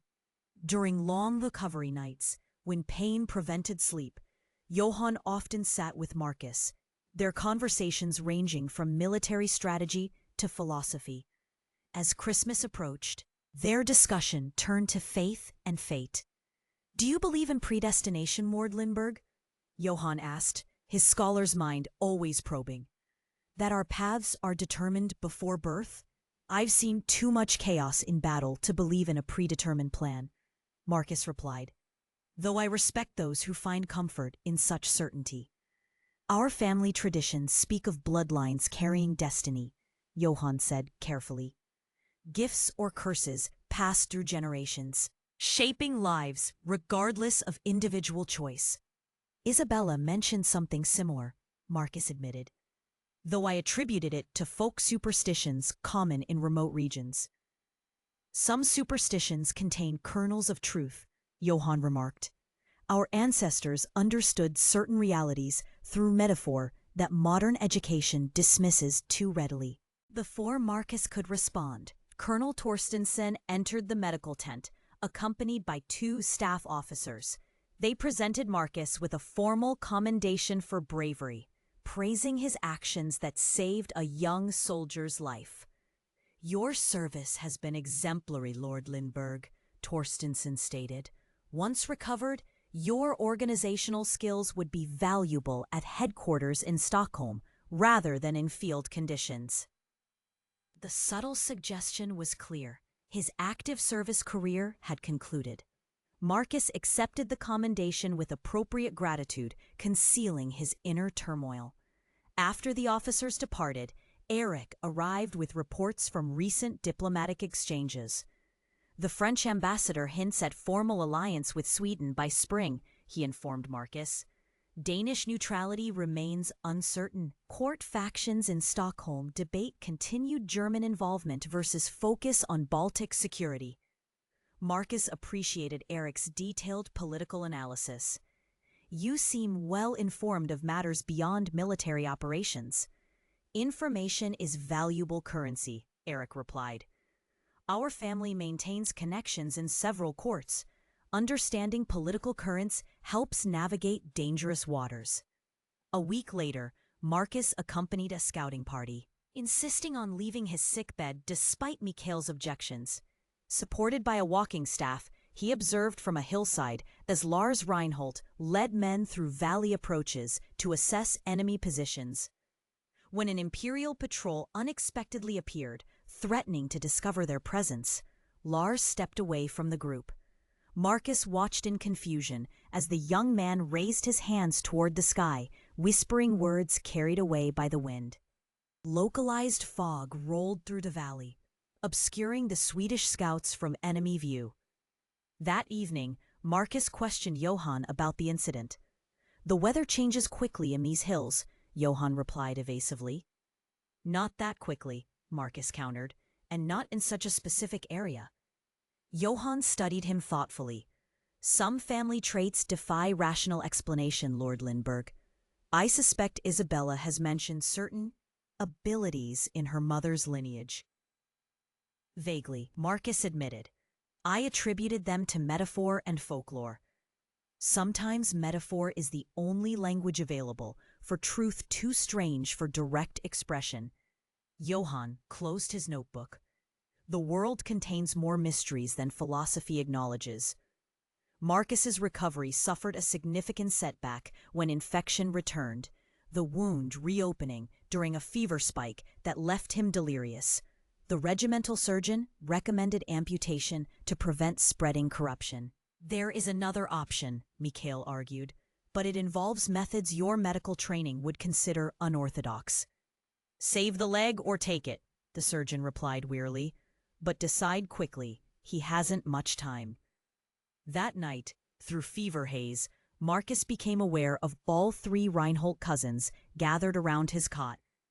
Mikhail prepared strange-smelling poultices, while Eric and Johann spoke in low Finnish. Lars stood at the tent's entrance, apparently watching for interruptions. Mikhail cut away the bandages, exposing the inflamed wound. This will cause pain, he warned Marcus, but you must remain still. What followed seemed more ritual than medical procedure. Mikhail applied a mixture that burned like fire against the infected flesh. Eric and Johann placed their hands on Marcus's shoulders, restraining him while speaking rhythmic phrases in what sounded like ancient Finnish. The pain intensified until Marcus nearly lost consciousness. Then, abruptly, soothing cold replaced the burning sensation. Marcus looked down to see Mikhail pressing a crystalline substance directly into the wound, something that resembled ice but did not melt against his flesh. What is that? Marcus gasped. Family remedy, Mikhail replied simply. Very old, very effective for blood corruptions. By morning, the infection had visibly receded. Mikhail examined both the wound and blood samples with unusual attention, his expression revealing surprise. Your blood responds to the treatment, he noted, differently than I expected. Meaning, most patients require multiple applications. Your body accepts the remedy immediately. Mikhail's clinical detachment briefly faltered. Such response typically indicates compatibility. With what?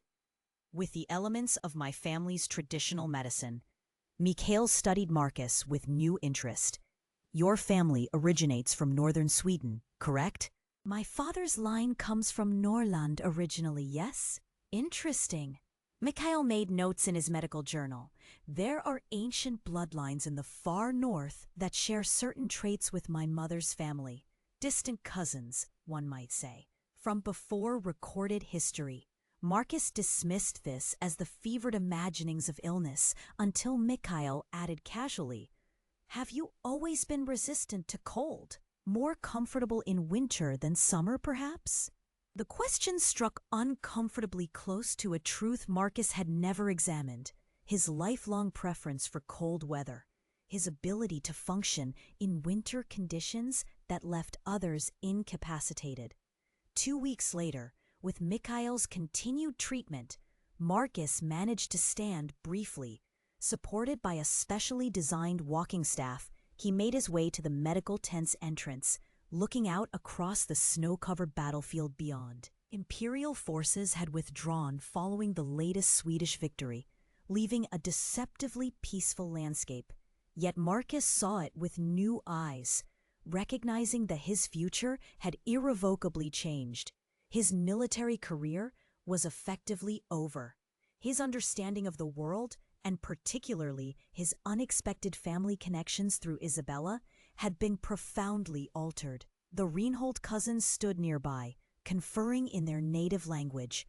Their unusual abilities, still not fully acknowledged between now, represented a reality Marcus's educated mind struggled to reconcile with his traditional worldview.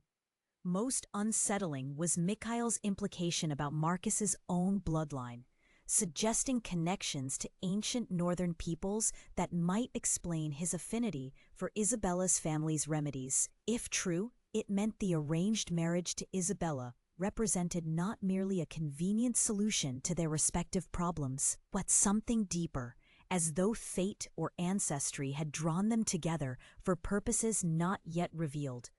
As snow began falling again, Marcus's hand tightened on his walking staff. Whatever mysteries lay in bloodlines and ancient traditions, practical challenges demanded immediate attention. He needed to regain enough strength to return to Stockholm before Isabella's confinement. And he needed to understand this new world of possibilities his injury had unexpectedly revealed. A world where boundaries between the rational and the inexplicable blurred like the horizon in a winter storm.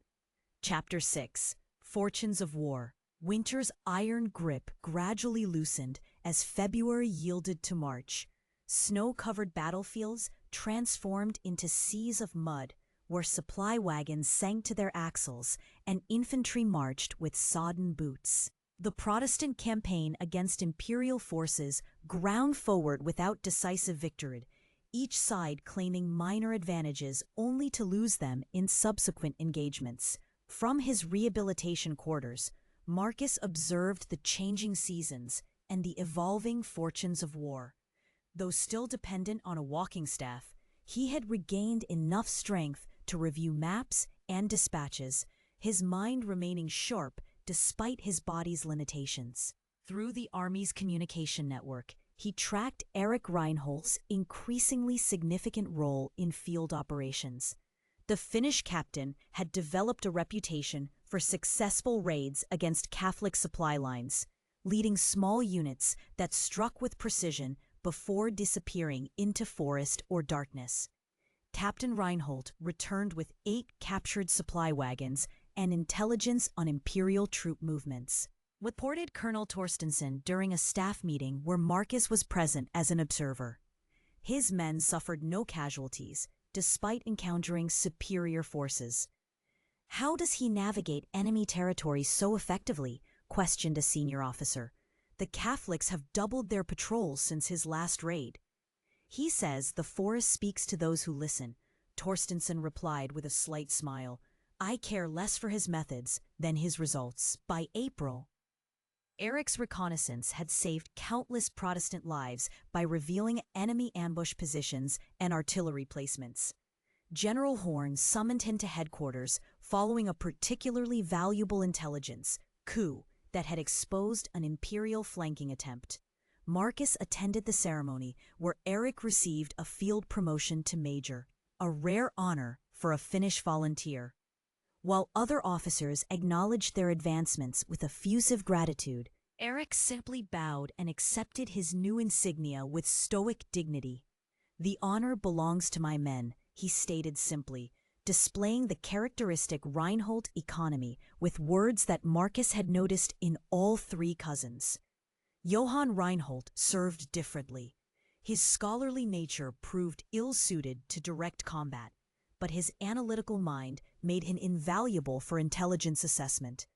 Marcus frequently found him in the communications tent, surrounded by reports in multiple languages, extracting patterns that others missed. "The Imperial commanders follow predictable rotations," Johann explained to Marcus one evening, spreading coded dispatches across a table. "Their supply movements indicate preparations for a major offensive here," he indicated a position on the map, "though they create diversionary activities to suggest otherwise." "Your ciphers are remarkably complex," Marcus observed, examining Johann's coded notes. The symbols resembled no conventional alphabet. "Based on family writing systems," Johann replied, without elaboration. "No Imperial cryptographer could decipher them without the key." Marcus recognized elements similar to markings he had glimpsed in the Reinhold family documents Isabella had shown him. Ancient symbols with meanings beyond their apparent simplicity. Johann maintained a private journal written in this family cipher.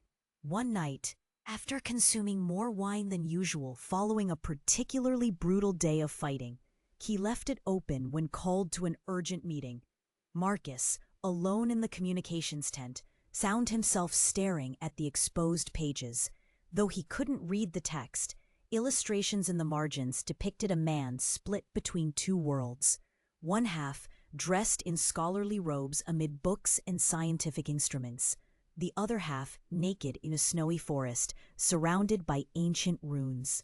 The image captured the conflict Marcus had observed in Johann, a man caught between rational education and ancient traditions. The youngest Reinhold cousin, Lars, underwent the most dramatic transformation as spring advanced. Marcus first noticed the change after a skirmish in late March, where Lars killed an enemy soldier in close combat for the first time. "He hasn't spoken since yesterday," Johann confided to Marcus when Lars failed to appear for evening meal. "This happens sometimes with first kills, but..." Marcus prompted when Johann hesitated. "His eyes have changed," Johann finally said. "You'll see." When Lars eventually rejoined the company, Marcus understood Johann's concern. The young man's typically animated expression had flattened to unsettling stillness. His pale eyes seemed to reflect light differently, catching and holding it like ice crystals. In subsequent weeks, Lars developed an uncanny ability to predict weather changes. "Snow comes tonight," he would state flatly, or "fog will blanket the valley by dawn." His predictions proving consistently accurate, despite contradicting experienced weather watchers. "Lucky guesses," some soldiers muttered, until Lars's predictions saved a scouting party from being trapped by sudden flooding, and later, an artillery unit from having their powder ruined by unexpected rain. More concerning were the periods of emotional detachment that followed combat. Eric once found Lars standing motionless in a meadow during snowfall, unblinking as flakes accumulated on his eyelashes, his skin unnaturally cold to touch. Another time, Lars disappeared for 3 days, returning without explanation, wearing the same clothes but showing no signs of hunger or fatigue. One evening in early May, Marcus overheard Eric and Johann in heated discussion outside his quarters. "It's combat stress," Eric insisted. "Many young soldiers experience similar." "You know better," Johann interrupted. "The signs match grandmother's warnings perfectly. The first manifestation typically follows bloodshed. Remember cousin Nicholas?" "Nicholas showed cruelty and calculation," Eric countered. "Lars shows only withdrawal and disorientation." "For now. But his connection to weather grows stronger. You've seen how storms seem to respond to his moods. Their voices lowered, but Marcus caught fragments. Watching him carefully, and dangerous to send him home in this condition. Followed by, Isabella must be warned.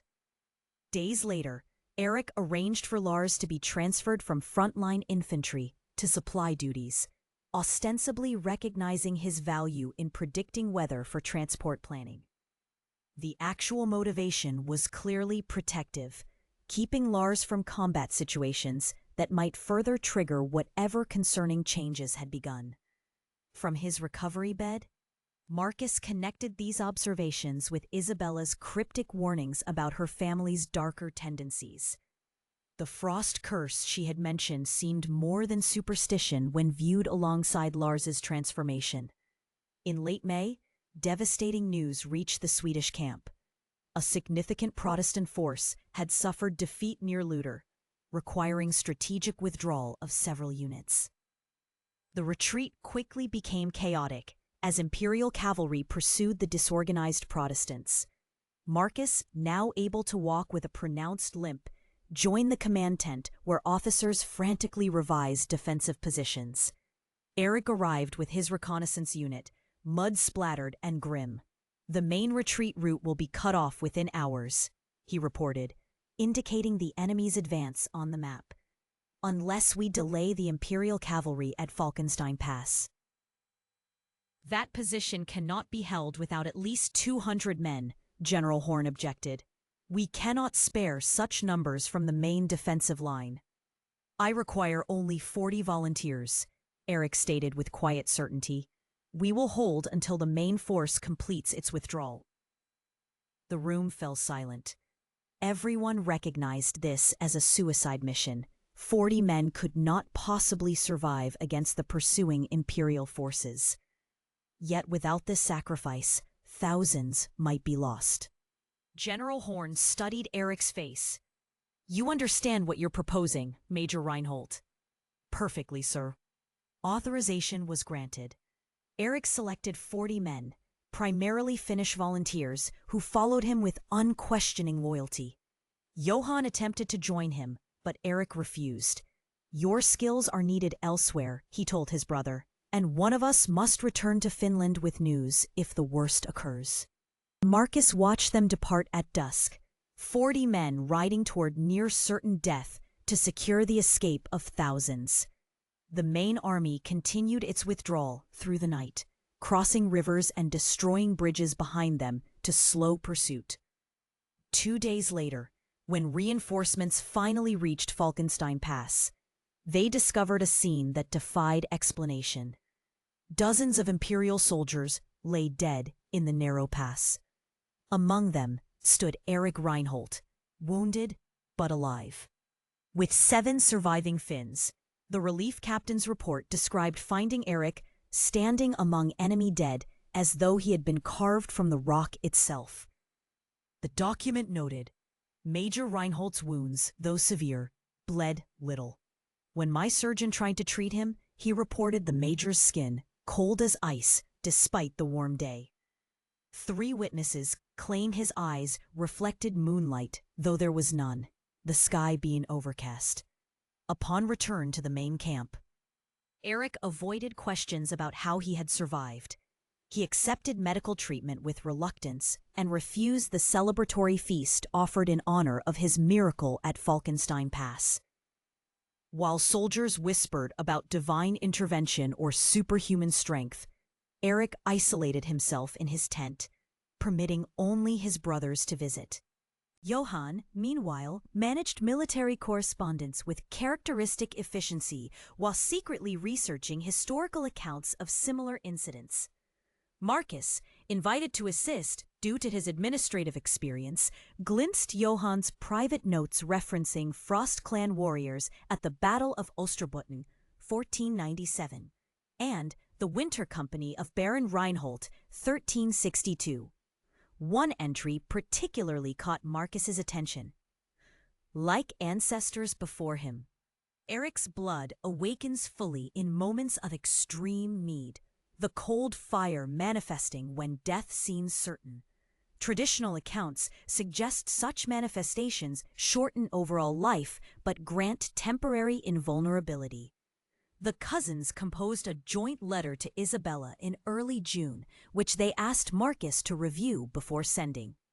Dear Cousin Isabella, we write together to assure you of our continued well-being despite the challenges of campaign. The Swedish forces face difficult circumstances but maintain position through determination and strategic advantage.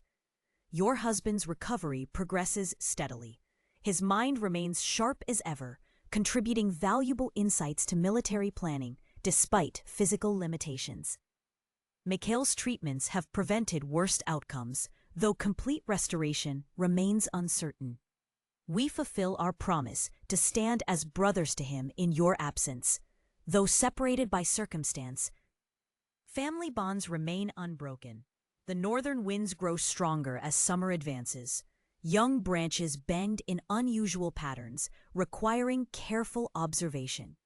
Growing concerns necessitate special arrangements for returning travelers before winter's arrival.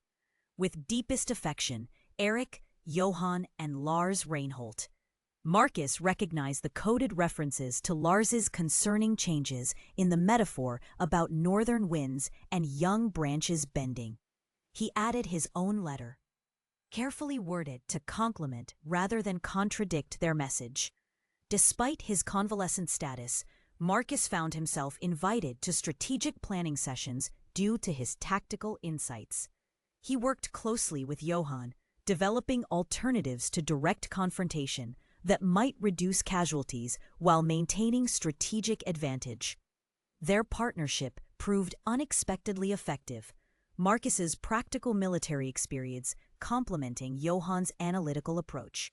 As summer waned, religious fervor intensified throughout the army. Protestant chaplains blessed weapons before battle, declaring divine favor for their cause while demonizing Catholic opponents. Marcus observed uncomfortable parallels between these religious certainties and superstitious fears about the Frost clan that occasionally surfaced in soldiers' gossip. They say Finnish warriors can predict death, one soldier commented within Marcus's hearing. That they see marks on men who'll die in tomorrow's battle. Nonsense, replied another, though I've seen that young one, the quiet Reinhold, standing in thunderstorms without flinching, as if speaking to the lightning. By September, military leaders discussed the likelihood of reduced fighting during the approaching winter, creating opportunity for some troops to rotate home. General Horn summoned Marcus to his quarters. Lord Lindbergh, you've served admirably despite your injury, he began. The king requests detailed reports on our campaign, beyond what can be communicated in dispatches. As you require continued medical attention, it seems appropriate for you to return to Stockholm. I can still contribute here, General, Marcus protested. Your contributions will be more valuable advising the king directly, Horn countered. Additionally, several officers require rotation home. Young Reinhold, Lars, will accompany you as escort and courier for sensitive documents. Marcus concealed his concern at this news. Lars's increasingly strange behavior made him an unpredictable traveling companion, yet refusing the arrangement would require explanation Marcus couldn't provide without betraying family confidences. The brothers separated on a cool October morning. Eric, now commanding his own reconnaissance company, would remain at the front. Johan had received assignment to the diplomatic corps, traveling to negotiate with potential allies. Lars, still serving in supply management, would escort Marcus and several other wounded officers back to Sweden. Their farewell took place privately, away from other soldiers' eyes. Eric clasped Marcus's forearm in a warrior's grip. "Tell Isabella we keep our promise," he said simply. Johan handed Marcus a sealed packet, medical notes for Mikhail. "Should your condition change during travel." When Lars approached, Marcus observed the dramatic transformation in the young man since their first meeting months earlier. Though still physically recognizable as Isabella's cousin, something fundamental had altered in his bearing and gaze. His movements had acquired unnatural fluidity. His eyes seemed to take in more than they revealed. "Watch him on the journey," Johann murmured to Marcus, while Lars collected his belongings. "If his behavior becomes concerning." The packet contains instructions. "What specifically should concern me?" Marcus asked quietly. "Unusual interest in injuries or blood, prolonged absences without explanation, speaking to things others cannot see." Johann's scholarly precision made these bizarre warnings all the more disturbing. "If such signs appear, open the inner sealed letter." The brothers embraced one final time. Though they spoke no words, Marcus sensed complex emotions in their farewell. Eric's protective authority, Johann's intellectual concern, and something unreadable in Lars's response. As they mounted horses to begin the long journey to the Baltic coast where ships would carry them to Stockholm, Marcus caught a vital exchange between the brothers in Finnish. Though he couldn't understand the words, the tone conveyed unmistakable warning from Eric and Johann, met with ambiguous reassurance from Lars. The war-weary party departed camp as morning mist still clung to the ground. Marcus found himself watching Lars with newfound wariness, conscious that they traveled toward Stockholm, toward Isabella, now in her final months of pregnancy. Whatever frost curse might be awakening in the young Reinhold, Marcus silently resolved to ensure it posed no threat to his wife or her unborn child. Chapter 7. Court Intrigue. The long corridors of Stockholm Palace stretched before Isabella like a labyrinth of polished stone and tapestried walls. At 7 months pregnant, each step required deliberate care. She paused briefly, one hand supporting her lower back, the other resting protectively over her swollen abdomen. "Would you prefer to rest, my lady?" whispered her lady's maid, Linnea. "No," Isabella replied, straightening with effort. "The Queen awaits, and punctuality matters more than comfort." She resumed her careful progress, noting the reactions of courtiers as she passed. Their treatment of her had evolved since her hasty marriage to Marcus 8 months earlier. Initial curiosity and thinly veiled skepticism had given way to either respectful distance or pointed interest in her husband's military service. The news of Marcus's injury in battle had transformed him from scandal-touched nobleman to war hero, with corresponding adjustment in attitudes toward his wife. The audience chamber doors swung open at her approach. Queen Maria Eleonora sat beneath a canopy of state, her youth emphasized by the elaborate Swedish court dress and the weight of jewels adorning her slender frame. At 24, the German-born queen remained somewhat isolated at the Swedish court, despite her position as King Gustav Adolf's wife. Isabella lowered herself into a careful curtsy. The movement rehearsed for her changed center of gravity. "Countess Lindberg," the queen acknowledged, "you petitioned to remain at court until receiving definitive word of your husband's condition." "Yes, your majesty," Isabella replied, rising slowly.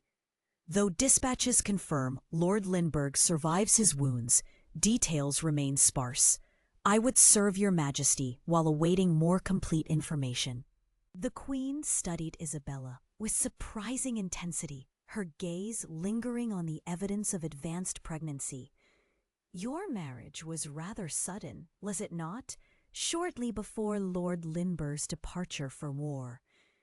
"The king himself blessed our union, your majesty," Isabella responded smoothly, "though circumstances required haste due to Lord Lindberg's military obligations."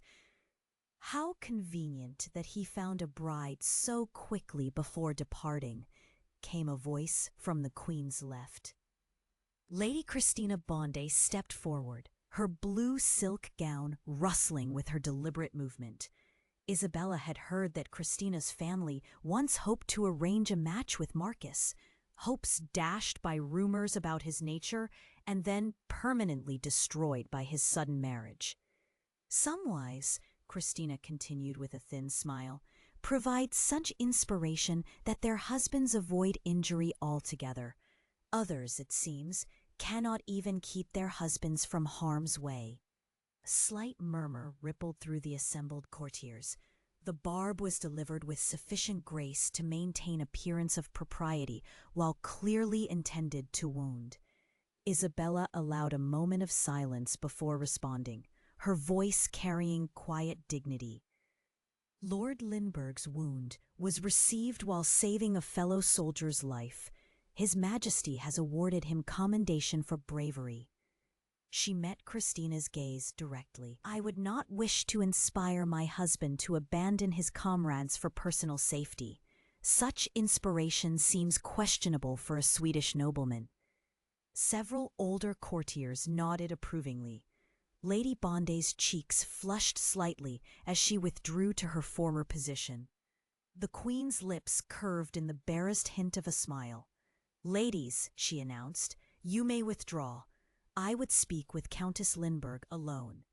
When the room had cleared, Maria Eleonora's formal demeanor softened. She gestured Isabella closer.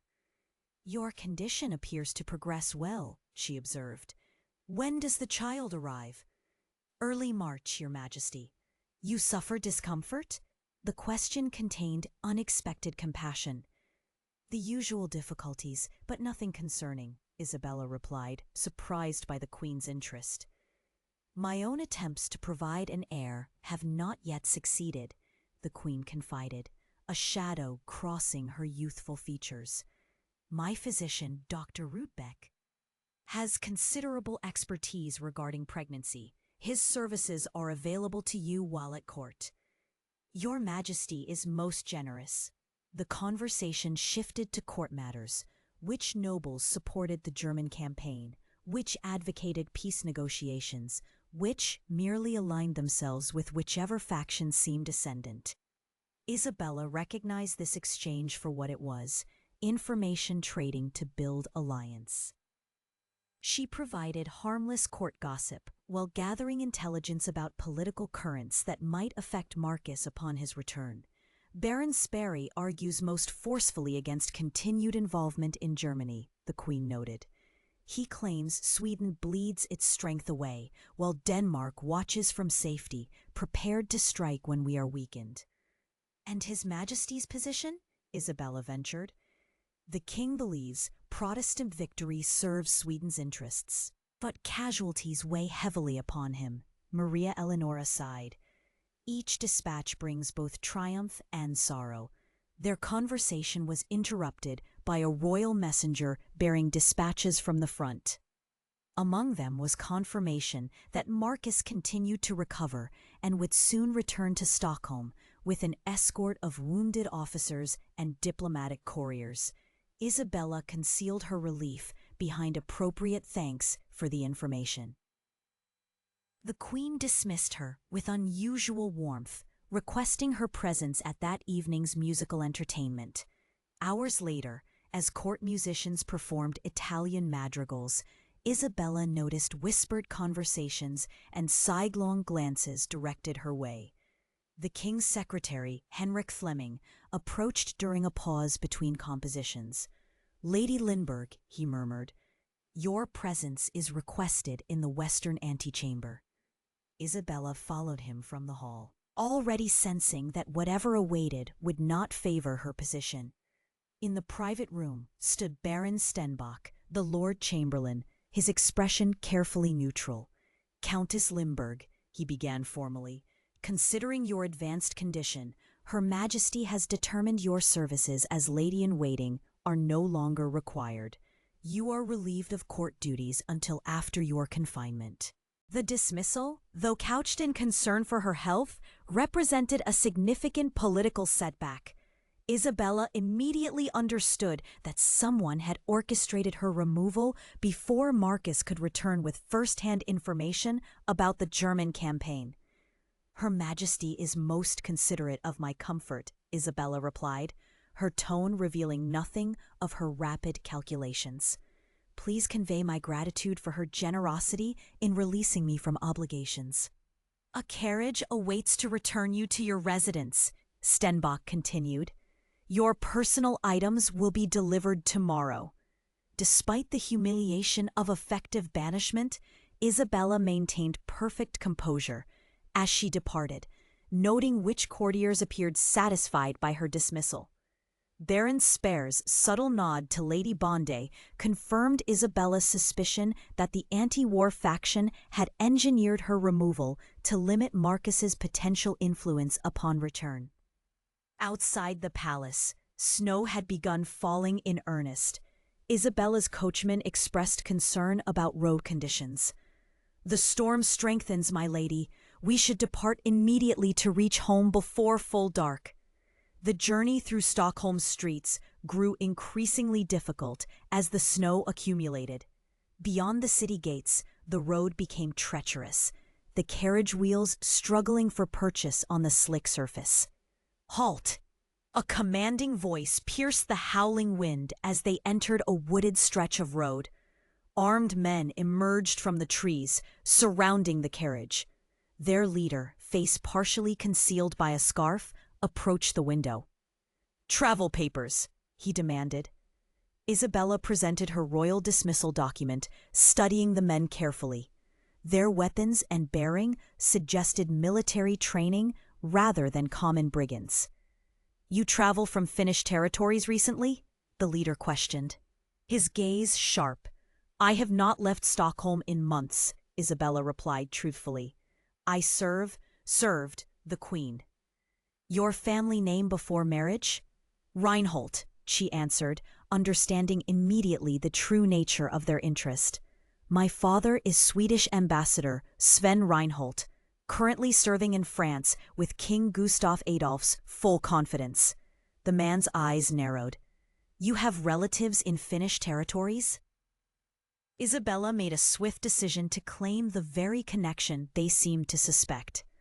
"My mother's family serves the crown in Finland.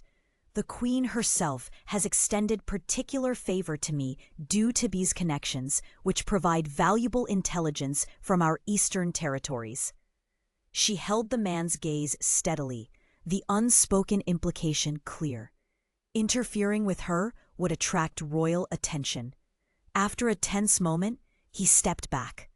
"The roads are dangerous in such weather," he stated. "Travel with care, Lady Lindbergh." The carriage proceeded without further incident, but Isabella remained tense until they passed through the gates of the Lindbergh townhouse. Upon arrival, she immediately summoned the steward. "Prepare the East Wing chambers for Lord Lindbergh's return," she instructed. "He travels with injury requiring continued medical attention. The Blue Room should be converted for treatment according to these specifications." She handed over Mikael's detailed instructions. "Yes, my lady. There are also matters requiring your attention regarding city rumors." "Speak plainly," Isabella directed, removing her snow-dampened cloak. "Influential nobles question Sweden's continued involvement in the German conflict," the steward reported. "They use reports of wounded officers returning home as evidence of the war's excessive cost. Lord Lindbergh's name has been mentioned specifically in such discussions." "And our household staff? Have there been unusual inquiries about our affairs?" "Several, my lady. Questions about Lord Lindbergh's correspondence and your family connections in Finland." Isabella processed this information quickly. "Increase household security without obvious display. Limit access to family correspondence." That evening, Isabella composed an urgent letter to her grandmother in Finland, describing the roadside encounter and her growing suspicion of coordinated action against those with Finnish blood. The questions focused specifically on Finnish connections, she wrote. "This follows similar incidents reported by Finnish merchants in Stockholm. Some power moves against our family interests, using ancient fears as justification."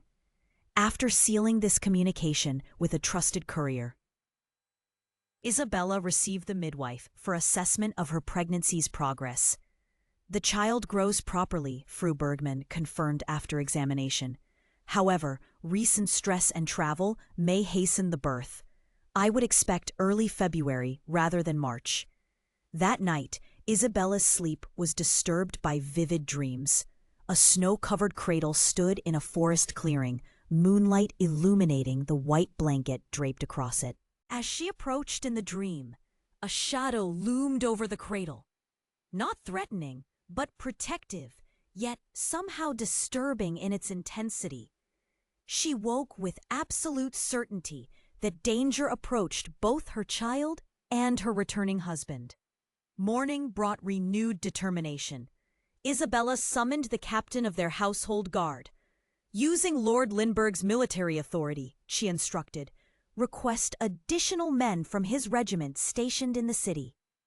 Cite concern for his security upon return as wounded officer. Yes, my lady. How many men would you require? 8 additional guards, to be stationed discreetly. I want no appearance of fortress, merely prudent protection for a wounded war hero. Next, Isabella composed carefully worded letters to potential allies at court, particularly those connected to the king rather than the peace faction. Without directly criticizing her dismissal, she ensured that its circumstances and timing would be noted by those capable of interpreting its political significance. To Oxenstierna, the king's chief advisor and Marcus's distant relative, she wrote, Lord Lindbergh's imminent return coincides unfortunately with the Queen's generous concern for my health, necessitating my withdrawal from court duties. I regret missing the opportunity to receive his first-hand account of Swedish military accomplishments alongside those better positioned to appreciate such information. As twilight approached, Isabella stood at her bedroom window watching snow blanket Stockholm. One hand rested on her swollen abdomen where the child moved vigorously. The other held Marcus's last letter. Her expression revealed strategic calculation rather than fear, despite her vulnerable position. The dismissal from court represented both setback and opportunity. Removed from daily observation, she could prepare more thoroughly for Marcus's return and the birth of her child. Political factions seeking to use Marcus's injury to argue against the war had shown their hand prematurely. Most importantly, the roadside encounter confirmed her grandmother's warnings. Something beyond ordinary politics threatened those with frost in their veins. The ancient suspicions had reawakened, clothed in modern form, but recognizable to those who knew the signs. Isabella turned from the window, placing Marcus's letter carefully in her writing desk. 7 months ago, she had sought marriage as solution to a singular problem. Now she found herself defending not only her unborn child and injured husband, but potentially her mother's entire bloodline against renewed persecution. The snow continued falling, transforming Stockholm into a white fortress against the gathering night. Chapter 8: Wounds and Reflections. Winter sunlight filtered through frost-patterned windows, casting weak illumination across Marcus's bedchamber. He lay still as the royal physician, Dr. Rudbeck, examined the partially healed wound on his right thigh. Isabella stood nearby, her expression carefully composed, despite her advanced pregnancy making long-standing uncomfortable. The Finnish physician did remarkable work under field conditions, Rudbeck commented, replacing the bandage. Without his intervention, gangrene would have necessitated amputation. Will I walk properly again? Marcus asked directly. Rudbeck straightened, his experienced eyes meeting Marcus's with professional honesty. You will walk, Lord Lindbergh, but not as before. The musket ball damaged nerves that cannot be repaired. You will likely maintain a pronounced limp and experience periodic pain, particularly in cold or damp conditions. Isabella's hand tightened, almost imperceptibly on the bedpost. And riding, combat, Marcus pressed. Riding remains possible with appropriate accommodation, the physician replied. Combat service, however, would be inadvisable. The leg cannot withstand the demands of battlefield movement. After providing detailed care instructions and a tincture for pain management, Rudbeck departed. Silence filled the chamber as the implications settled between them. "So concludes my military career," Marcus finally stated, staring at the ceiling. Isabella moved to the window, adjusting the heavy curtains to allow more light. One career ends, others become possible. What place exists for a crippled nobleman in a society that values physical prowess above all? The bitterness in his voice surprised even him. Isabella turned, meeting his gaze directly. "Sweden faces greater threats than those requiring swords. The king needs minds as well as bodies. Your value extends beyond your ability to march." She approached his bedside, neither offering pity nor minimizing his challenge. "The steward awaits your instructions regarding household adaptations. I've ordered a walking cane from the craftsman who supplies the royal household." Her practical approach provided no opportunity for self-pity. Marcus nodded, grateful for her matter-of-fact acceptance of their new reality. The following weeks brought gradual adaptation. Marcus learned to navigate with a cane, initially within his chambers, then throughout the house. Servants adjusted routines to accommodate his slower movements. Isabella consulted with an innovative saddle maker to design a modified riding seat that would allow Marcus to maintain balance despite his weakened leg. Nights proved more challenging than days. Combat memories invaded Marcus's sleep, causing him to wake shouting or reaching for weapons that weren't there. During these episodes, Isabella often sat quietly in a chair beside his bed, offering silent companionship rather than intrusive comfort. Her presence eventually became an anchor, helping him distinguish between haunting dreams and present reality. Unable to engage in physical activities that had previously structured his days, Marcus turned to intellectual pursuits. The Lindbergh Library contained volumes of philosophy, mathematics, and governance he had neglected during years of military focus. He discovered surprising pleasure in scholarly engagement, his mind flourishing even as his body struggled. On a particularly cold January morning, a royal messenger arrived bearing a sealed letter. Marcus broke the king's personal seal and read the contents with growing surprise. "His Majesty requests my service as advisor on military supply and strategy," he informed Isabella, who was reviewing household accounts nearby. "He offers a position on the War Council, one that would utilize my experience without requiring field service." "A wise decision," Isabella replied, setting aside her ledger. "The king recognizes value beyond battlefield prowess." Though he accepted the king's offer with appropriate gratitude, Marcus's private journal entries revealed continuing struggle. One passage written late at night exposed raw honesty. "I fear becoming an object of pity rather than respect. The courtiers will see only my cane, not my mind." Will Isabella, despite her practical nature, eventually resent being tied to a husband who cannot even walk properly beside her? Our arrangement was based on mutual benefit. What benefit do I now provide her? These fears remained unspoken until a late-night conversation, when pain kept him from sleep. Isabella, herself uncomfortable in the late stages of pregnancy, joined him by the library fire. "You believe the court will dismiss you because of your injury?" she stated without preamble, having observed his tension before upcoming royal audiences. Marcus looked up sharply. "You've read my journal?" "Unnecessary. Your concerns are written in your expression each time the subject arises." Isabella adjusted her position to ease her back. "Court opinion is currency to be spent, not treasure to be hoarded.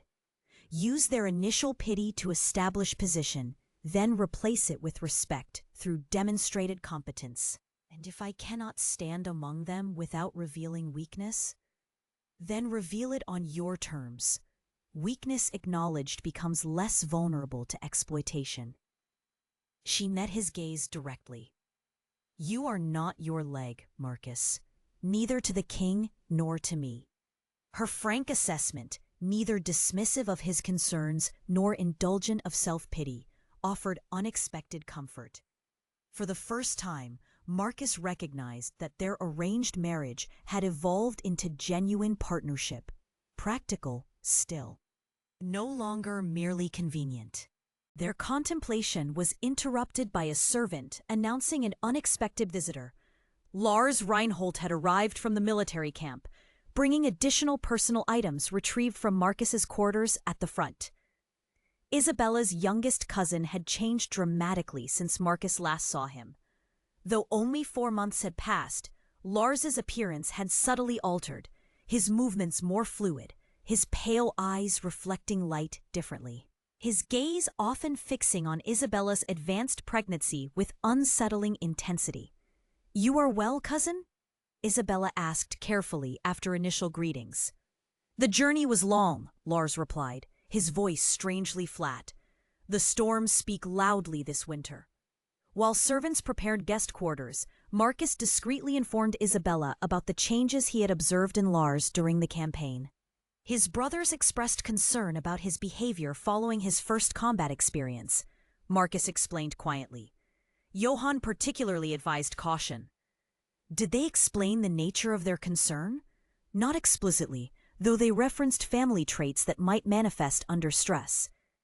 Isabella studied her cousin from across the dining room that evening, noting his preference for nearly raw meat, his sensitivity to candlelight, and his unnatural stillness when at rest. These behaviors echoed old family stories about those who developed what her grandmother called the frost curse. "He doesn't blink," she whispered to Marcus later, "not even when facing the fire."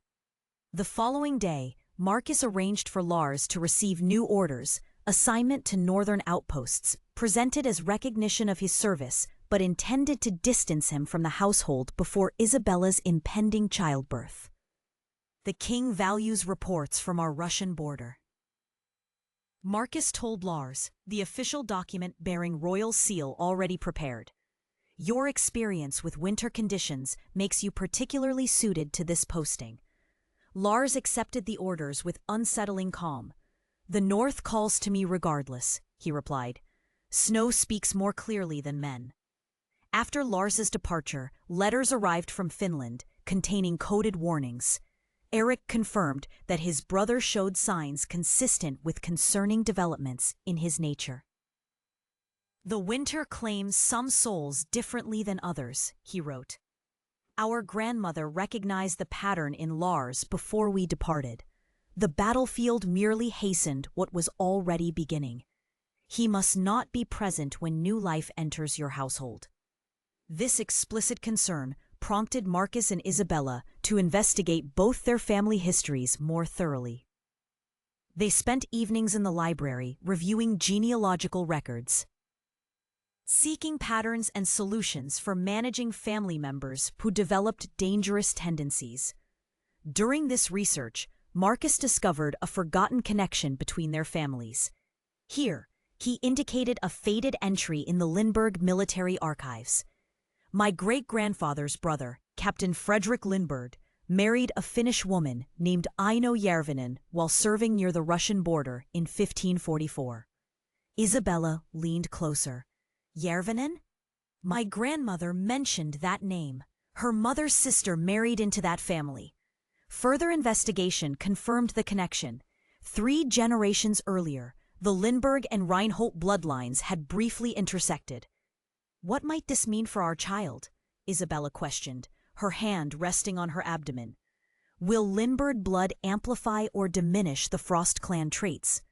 "Impossible to predict," Marcus replied, studying the family trees they had constructed. "Though perhaps explaining why your remedies proved unusually effective for my wound." Mikhail mentioned compatible blood responses. This discovery prompted Marcus to implement additional security measures. He designed special protections for the nursery, including reinforced doors and windows with unusual locking mechanisms. "These precautions seem excessive," commented the carpenter during installation. "Winter winds grow fierce around newborns," Marcus replied smoothly. "We simply ensure the child remains protected from the cold." The servants accepted this explanation, though exchanging glances at the unusual nature of the modifications. As January advanced, Isabella experienced preliminary signs of labor. The midwife, Fru Bergman, moved into the household as heavy snows made Stockholm's streets increasingly impassable. The child would arrive within weeks, perhaps days. Despite the approaching birth, political matters continued to demand attention. A messenger arrived through the storm with news that certain court factions sought to use Marcus's injury as evidence the German campaign should end. Baron Sperre cites returning wounded officers as proof the war costs too much Swedish blood, the messenger reported. "Your name figures prominently in these arguments, Lord Lindbergh." "Without my consent or accurate representation of my views," Marcus replied tersely. That night, unable to sleep despite fatigue, Marcus and Isabella sat before the library fire, discussing the complex circumstances surrounding them: his injury, her pregnancy, court politics, and the mysterious family connection they had discovered. "When we made our arrangement, everything seemed clearly defined," Marcus observed, watching firelight play across Isabella's features. "Your need for respectability, my need for protection from rumors, a simple exchange of convenience." "Yet here we are," Isabella replied, "protecting each other from threats neither of us anticipated." "Do you regret our bargain?" Isabella considered the question seriously. "No, the arrangement has evolved beyond its original purpose, but I find the current reality preferable to what I imagined when proposing marriage." "As do I," Marcus admitted, "though I cannot offer what a wife might rightfully expect." "You assume you know what I expect," Isabella countered. "Perhaps consultation would prove enlightening." Her directness startled a smile from him, a rare expression that transformed his usually serious features. "Very well. What does Isabella Lindbergh expect from this unconventional union?" "Partnership," she answered without hesitation. "Respect. Honesty within these walls. Protection against external threats." She met his gaze steadily. "Physical passion was never among my requirements." "Nor emotional attachment," Marcus added. "Yet here we are," she repeated softly. The following morning brought Marcus's first official appearance at court since his return. Though he had mastered walking with a cane, appearing before the nobility without revealing pain required different skills. "Stand slightly angled," Isabella instructed as they practiced in their chambers. "Weight on the left leg, right foot forward to appear natural rather than compensating." She demonstrated the stance, then supported his arm as he adjusted his position. "The pain shows in your eyes when you believe no one observes," she noted clinically. "Practice speaking while focusing elsewhere, the middle distance rather than your listener's face." "You've studied concealment techniques thoroughly," Marcus observed. "A pregnant unmarried woman learns to divert attention," she replied matter-of-factly. "Now again, from the beginning." Their physical balance during this practice, her supporting his weakened side while he stabilized her pregnancy-altered stance, symbolized their evolving relationship. No longer merely convenient allies, they had become partners whose strengths complemented each other's vulnerabilities. That evening, unusual light illuminated their bedchamber. Marcus approached the window, Isabella joining him moments later. The northern sky blazed with undulating curtains of green and blue light, a rare aurora visible over Stockholm. "Remarkable atmospheric phenomenon," Marcus commented. "Electrical discharges in the upper air. According to natural philosophers. My grandmother would say our ancestors walked the sky paths tonight," Isabella replied.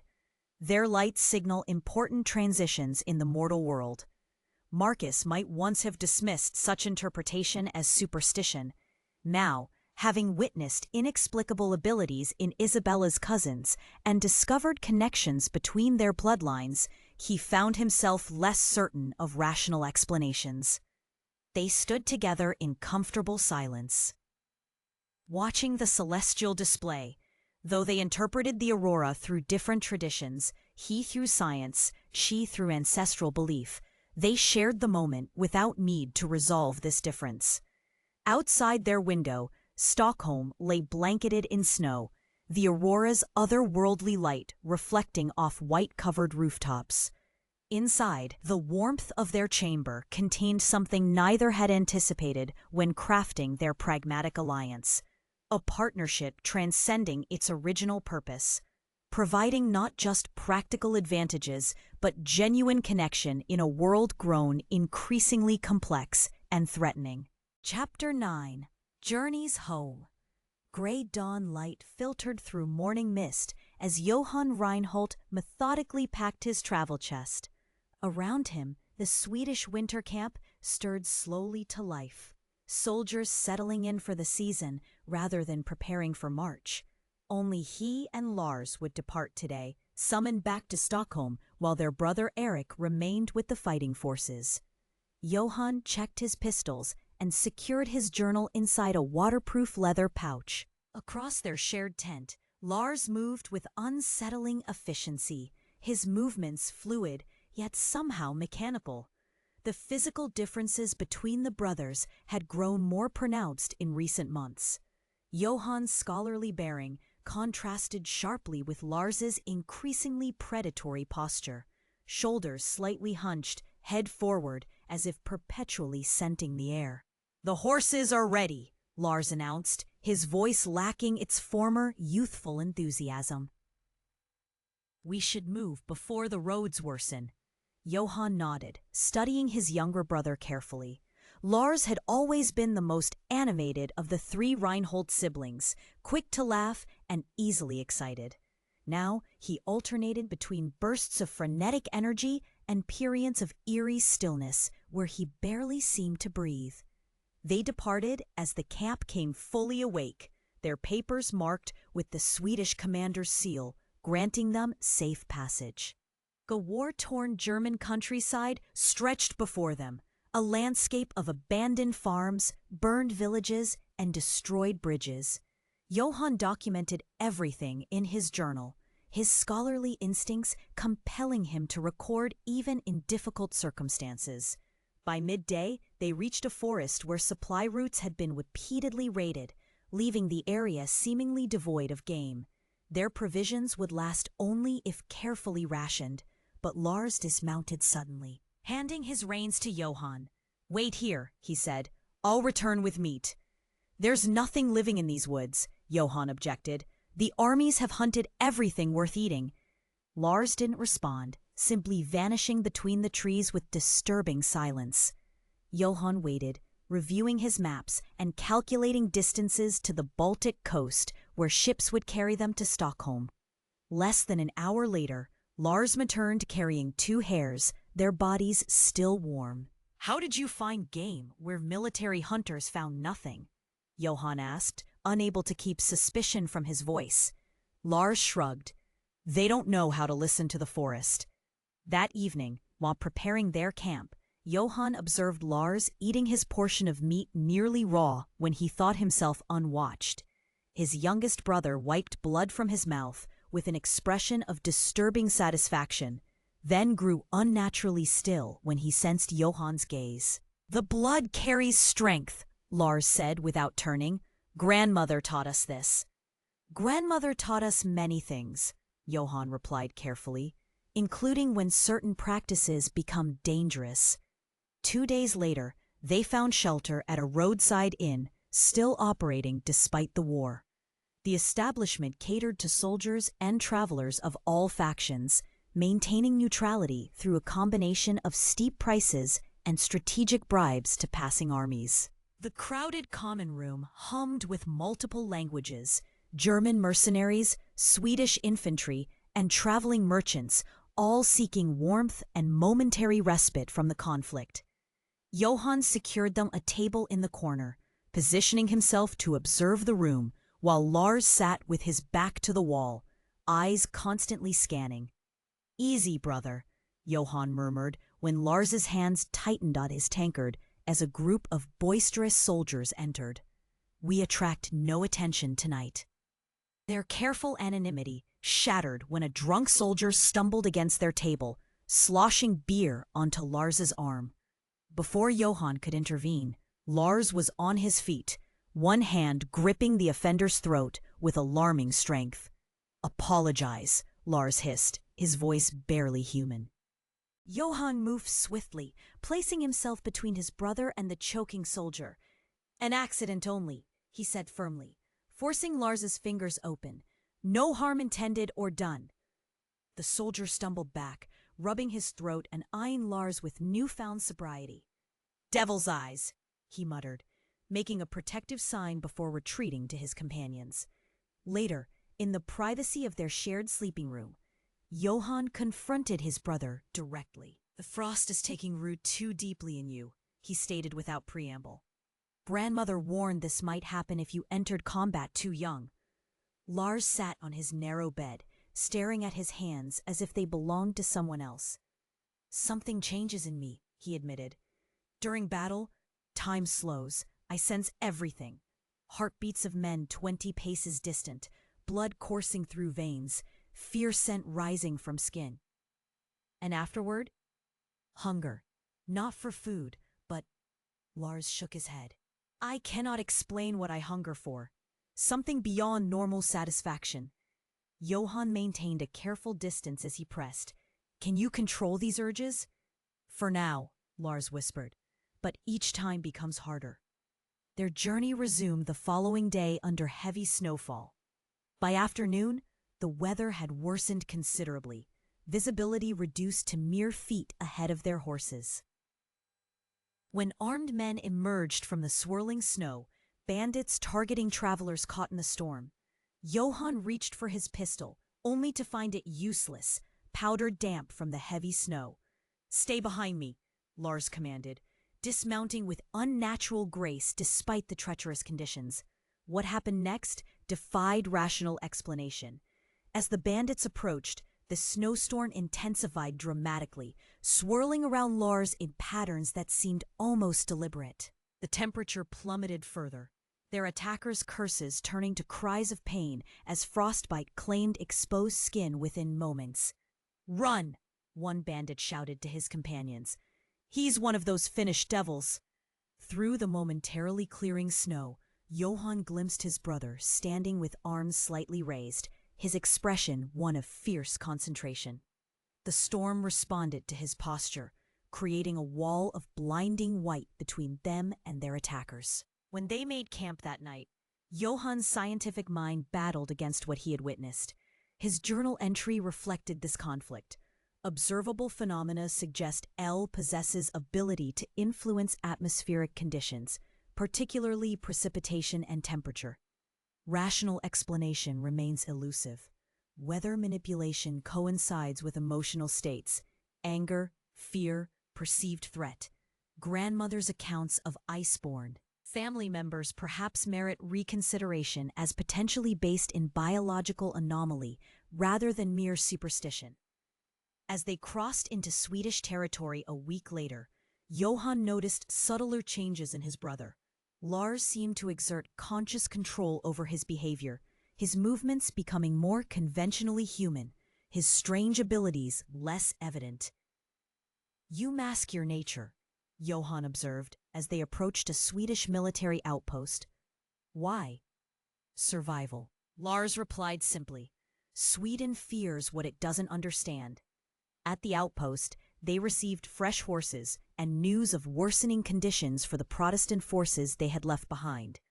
A sealed message for Marcus detailed Eric's increasingly dangerous special assignments, night raids behind enemy lines, where his unique abilities proved particularly effective. The commander at the outpost briefed them on political developments Johann had only partially understood while focused on military intelligence. A king's interest extends beyond religious solidarity, the commander explained. Control of Baltic ports remains our primary objective. The Protestant cause serves Swedish territorial ambitions. Johan's academic background in political history allowed him to grasp these complexities, while Lars showed little interest in motivations beyond immediate tactical concerns. As they approached Stockholm in early December, Johan coached his brother on appropriate behavior. "You must show restraint around Isabella and Marcus," he emphasized. "Her condition makes her vulnerable.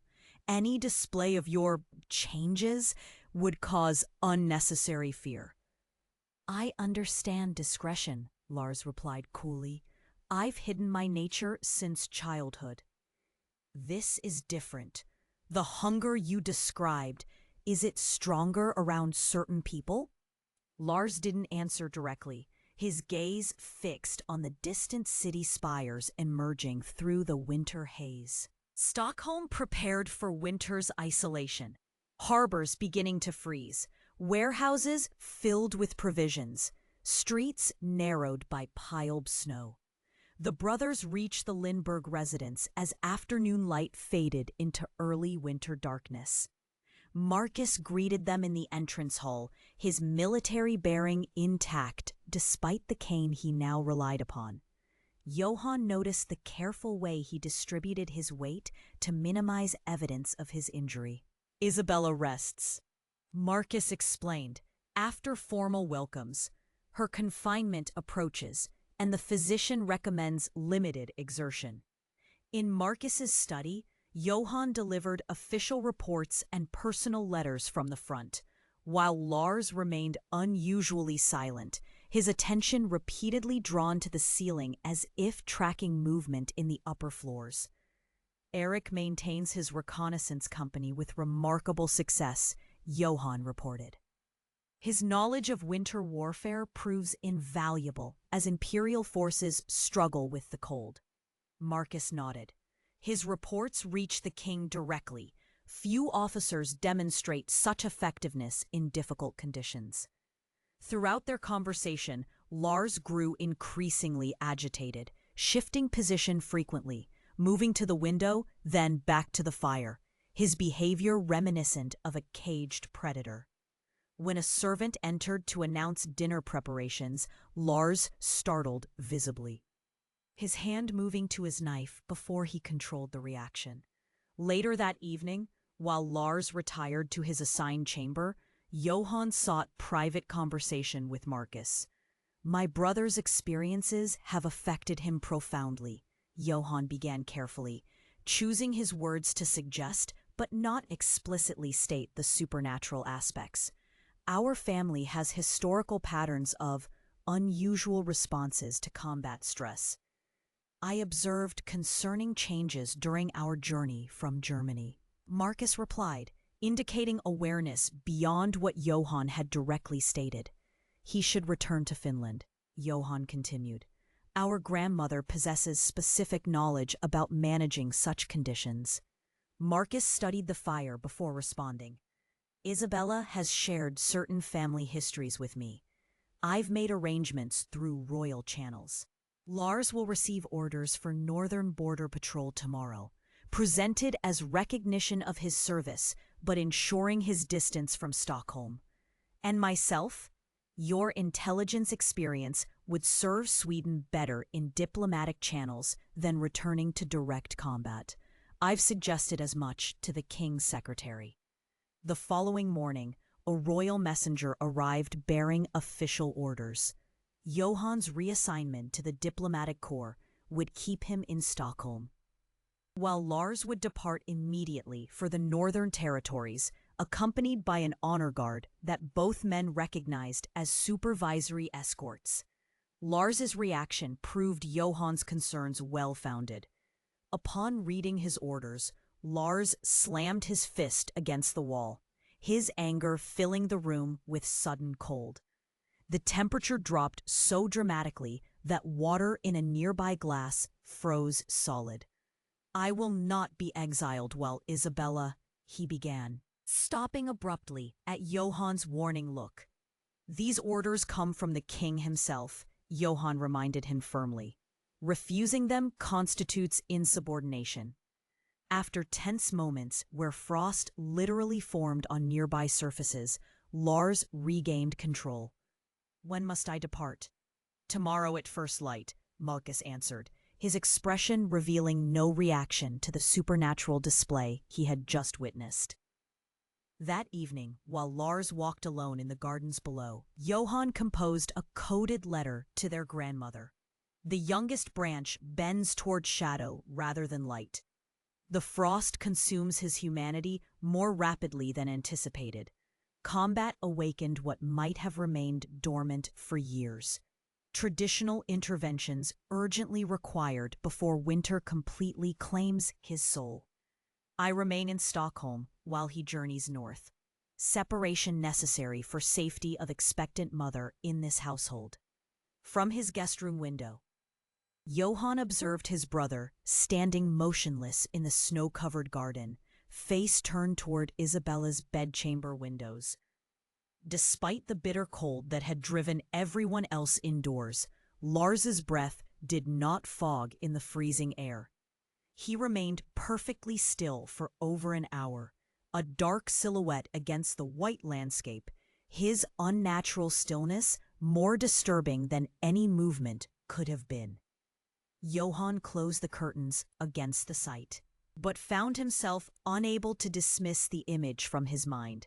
Whatever remained of his younger brother was being steadily consumed by something ancient and inhuman, something that had merely slumbered in their bloodline until war and bloodshed provided perfect conditions for its awakening.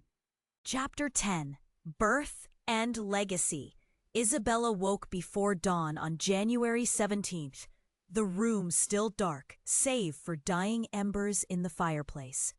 The unmistakable tightening across her abdomen confirmed what her body had been signaling for days. Her child would arrive today. She rang the small bell beside her bed.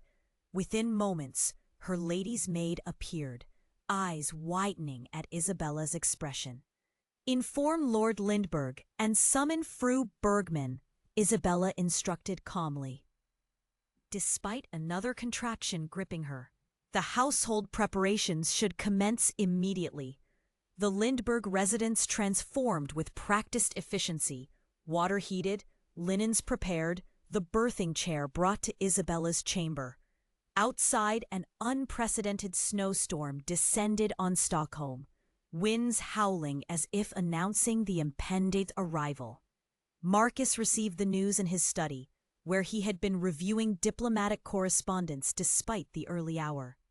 "How does she appear?" he asked the maid. "Composed, my lord, as if preparing for a court appearance rather than childbirth." Marcus nodded, unsurprised by his wife's characteristically practical approach. "Inform Johann Reinhold. His field medical experience may prove valuable." Unable to be present during the birth by custom, Marcus paced his study despite his painful leg. The storm outside intensified, rendering roads impassable and isolating the household, a circumstance that both protected and threatened. Midday brought concerning news. Fru Bergman, emerging briefly for fresh linens, spoke quietly with Johann. "The contractions follow unusual patterns," she confided. "I suspect multiple births, though examinations suggested only one child." Johann, having assisted field surgeons during the campaign, immediately recognized the implications. "I'll prepare additional supplies. Blood loss may be significant." On the household's third floor, Lars Reinhold grew increasingly agitated. His scheduled departure north had been delayed by the storm, forcing him to remain within the residence during Isabella's labor. Servants reported his strange behavior, pacing his room, pressing his hands against walls as if feeling for something, repeatedly attempting to approach the birthing chamber despite strict instructions to maintain distance. By late afternoon, Isabella faced dangerous complications. The first child remained properly positioned, but labor progressed slowly, sapping her strength with each contraction. "We require assistance," Fru Bergman declared, sending a servant to summon Marcus. Tradition must yield to necessity. Marcus entered the birthing chamber to find Isabella pale but determined, her nightgown soaked with perspiration despite the room's chill. "You should not be here," she managed between labored breaths.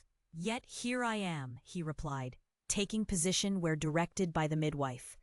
With renewed effort and Marcus supporting her back, Isabella delivered their firstborn as twilight darkened the windows. A daughter slipped into the midwife's waiting hands, her lusty cries filling the chamber. "Elsa Sophia," Isabella whispered as the infant was briefly placed on her chest before being whisked away for cleaning. Rather than ending, contractions continued with renewed intensity. Fru Bergman's suspicion of twins confirmed. A second struggle began. This child presented more difficulty, positioned improperly, requiring careful manipulation by the midwife's experienced hands. When the boy finally emerged, silence rather than cries followed. His small form appeared motionless, skin tinged bluish despite Fru Bergman's efforts. "Give him to me," Marcus commanded, taking the infant and administering emergency breathing techniques learned from field surgeons. He cleared the tiny airway, then delivered careful breaths while massaging the small chest. A weak cry, then stronger wails rewarded his efforts. "Victor Frederick," Marcus murmured, relief evident in his voice as he returned the now breathing infant to the midwife. As the twins' cries blended together, servants near windows reported a strange phenomenon. The furious snowstorm suddenly calmed, stars becoming visible through clearing clouds. Religious staff members crossed themselves, while those familiar with Finnish folklore exchanged knowing glances.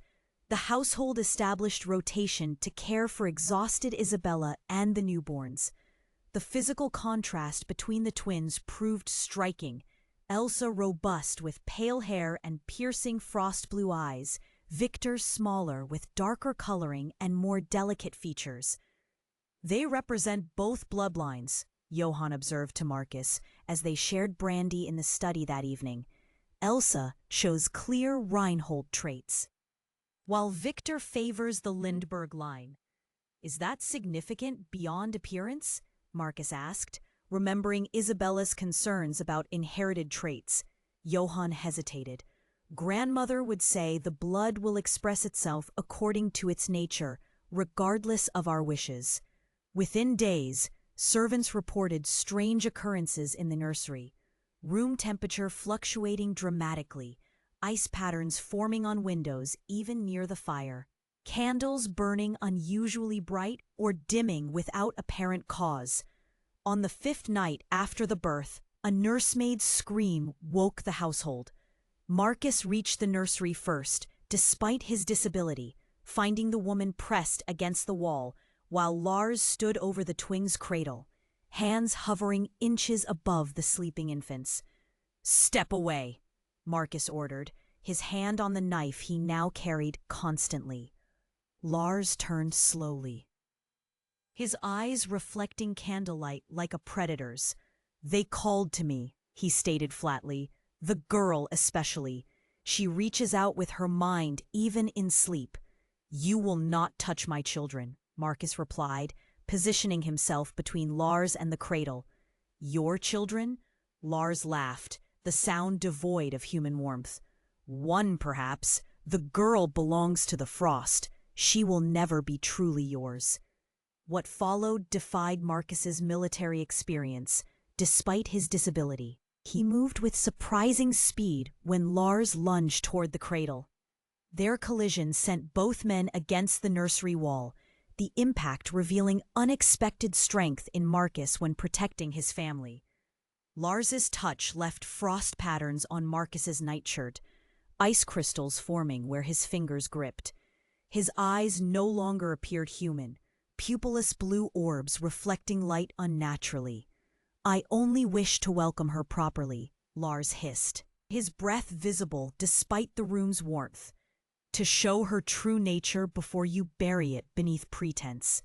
The nursery door burst open as Johan arrived with household guards, physically restraining his brother while reciting words in ancient Finnish, phrases their grandmother had taught for binding those overtaken by the frost.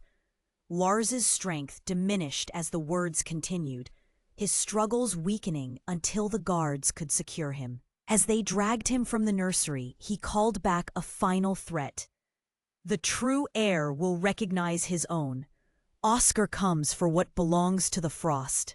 Dawn brought exhausted calm after Lars's forced departure under heavy guard, bound for northern outposts with explicit orders restricting his movements.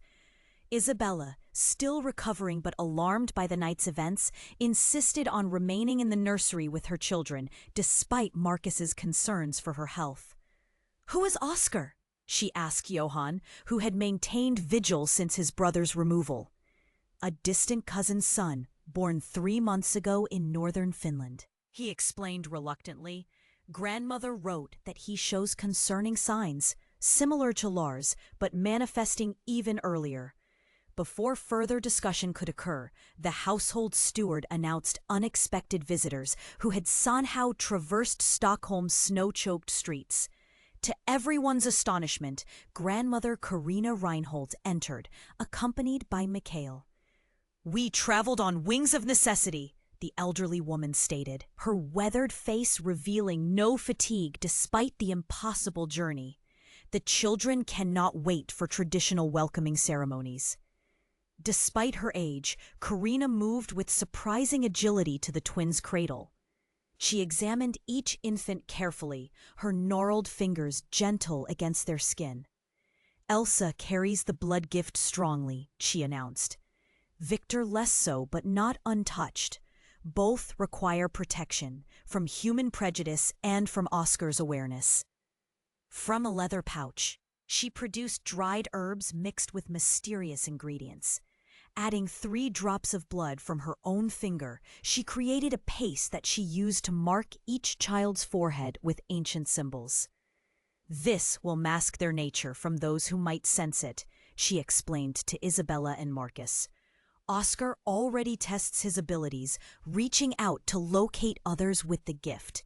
He somehow sensed these births as competition despite the distance." In Marcus's study later that day, a family council formed: Marcus and Isabella, Johan, Mikhail, and grandmother Carina.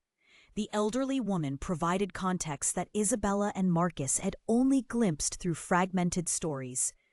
"The frost blessing and curse share origin in our bloodline," Carina explained.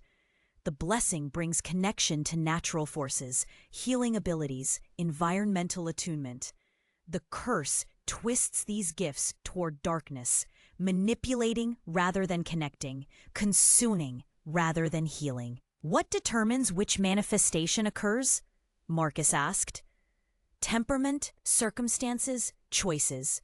War and violence awaken the curse more readily," she answered, glancing toward the door as if seeing Lars beyond it. "The blood runs stronger when threatened. Oscar somehow perceives Elsa as challenge to his developing powers." "How do we protect them?" Isabella asked directly. "Distance helps. Education in their heritage before abilities manifest. Careful monitoring for signs in either direction." Carina's piercing gaze moved between Marcus and Isabella. "And balanced parentage. Your combined bloodlines may prove their greatest protection. Lindbergh rationality tempering Reinhold intensity." The council established communication systems between Stockholm and Finland, arranged for Mikhail to remain in Sweden as medical advisor, and created coded signals to warn of Oscar's potential approach as the children grew older. As winter deepened outside, the household gradually returned to functioning routine. Isabella regained strength. The twins thrived despite their dramatic entrance into the world, and Marcus adapted his diplomatic duties to allow him maximum time with his unexpected family. On a quiet February evening, rare privacy found Marcus and Isabella together at the twins' cradle. Victor slept soundly, while Elsa's eyes, unnaturally aware for a newborn, followed her parents' movements before finally closing in slumber. "When you proposed our arrangement," Marcus said quietly, "did you imagine this outcome?" Isabella's hand met his above their sleeping children. "I sought practical solution to immediate problem," she admitted. "I never envisioned twins linking our bloodlines for generations, nor that our convenient alliance would transform into something else entirely," Marcus added, his fingers intertwining with hers. "Something unnameable, yet undeniable," Isabella agreed. Outside their window, northern lights danced across Stockholm's winter sky, green and blue illumination casting otherworldly patterns across the snow-covered city. Inside, warmth surrounded the unlikely family whose partnership, formed through practical arrangement, had been permanently sealed by the new generation that combined their bloodlines for unknown consequences. Elsa stirred in her sleep, tiny fingers reaching up as if trying to catch invisible snowflakes. Above the cradle, frost patterns briefly formed in the air before dissolving into ordinary atmosphere, a momentary glimpse of abilities that would shape her future and the legacy of two ancient families now irrevocably joined.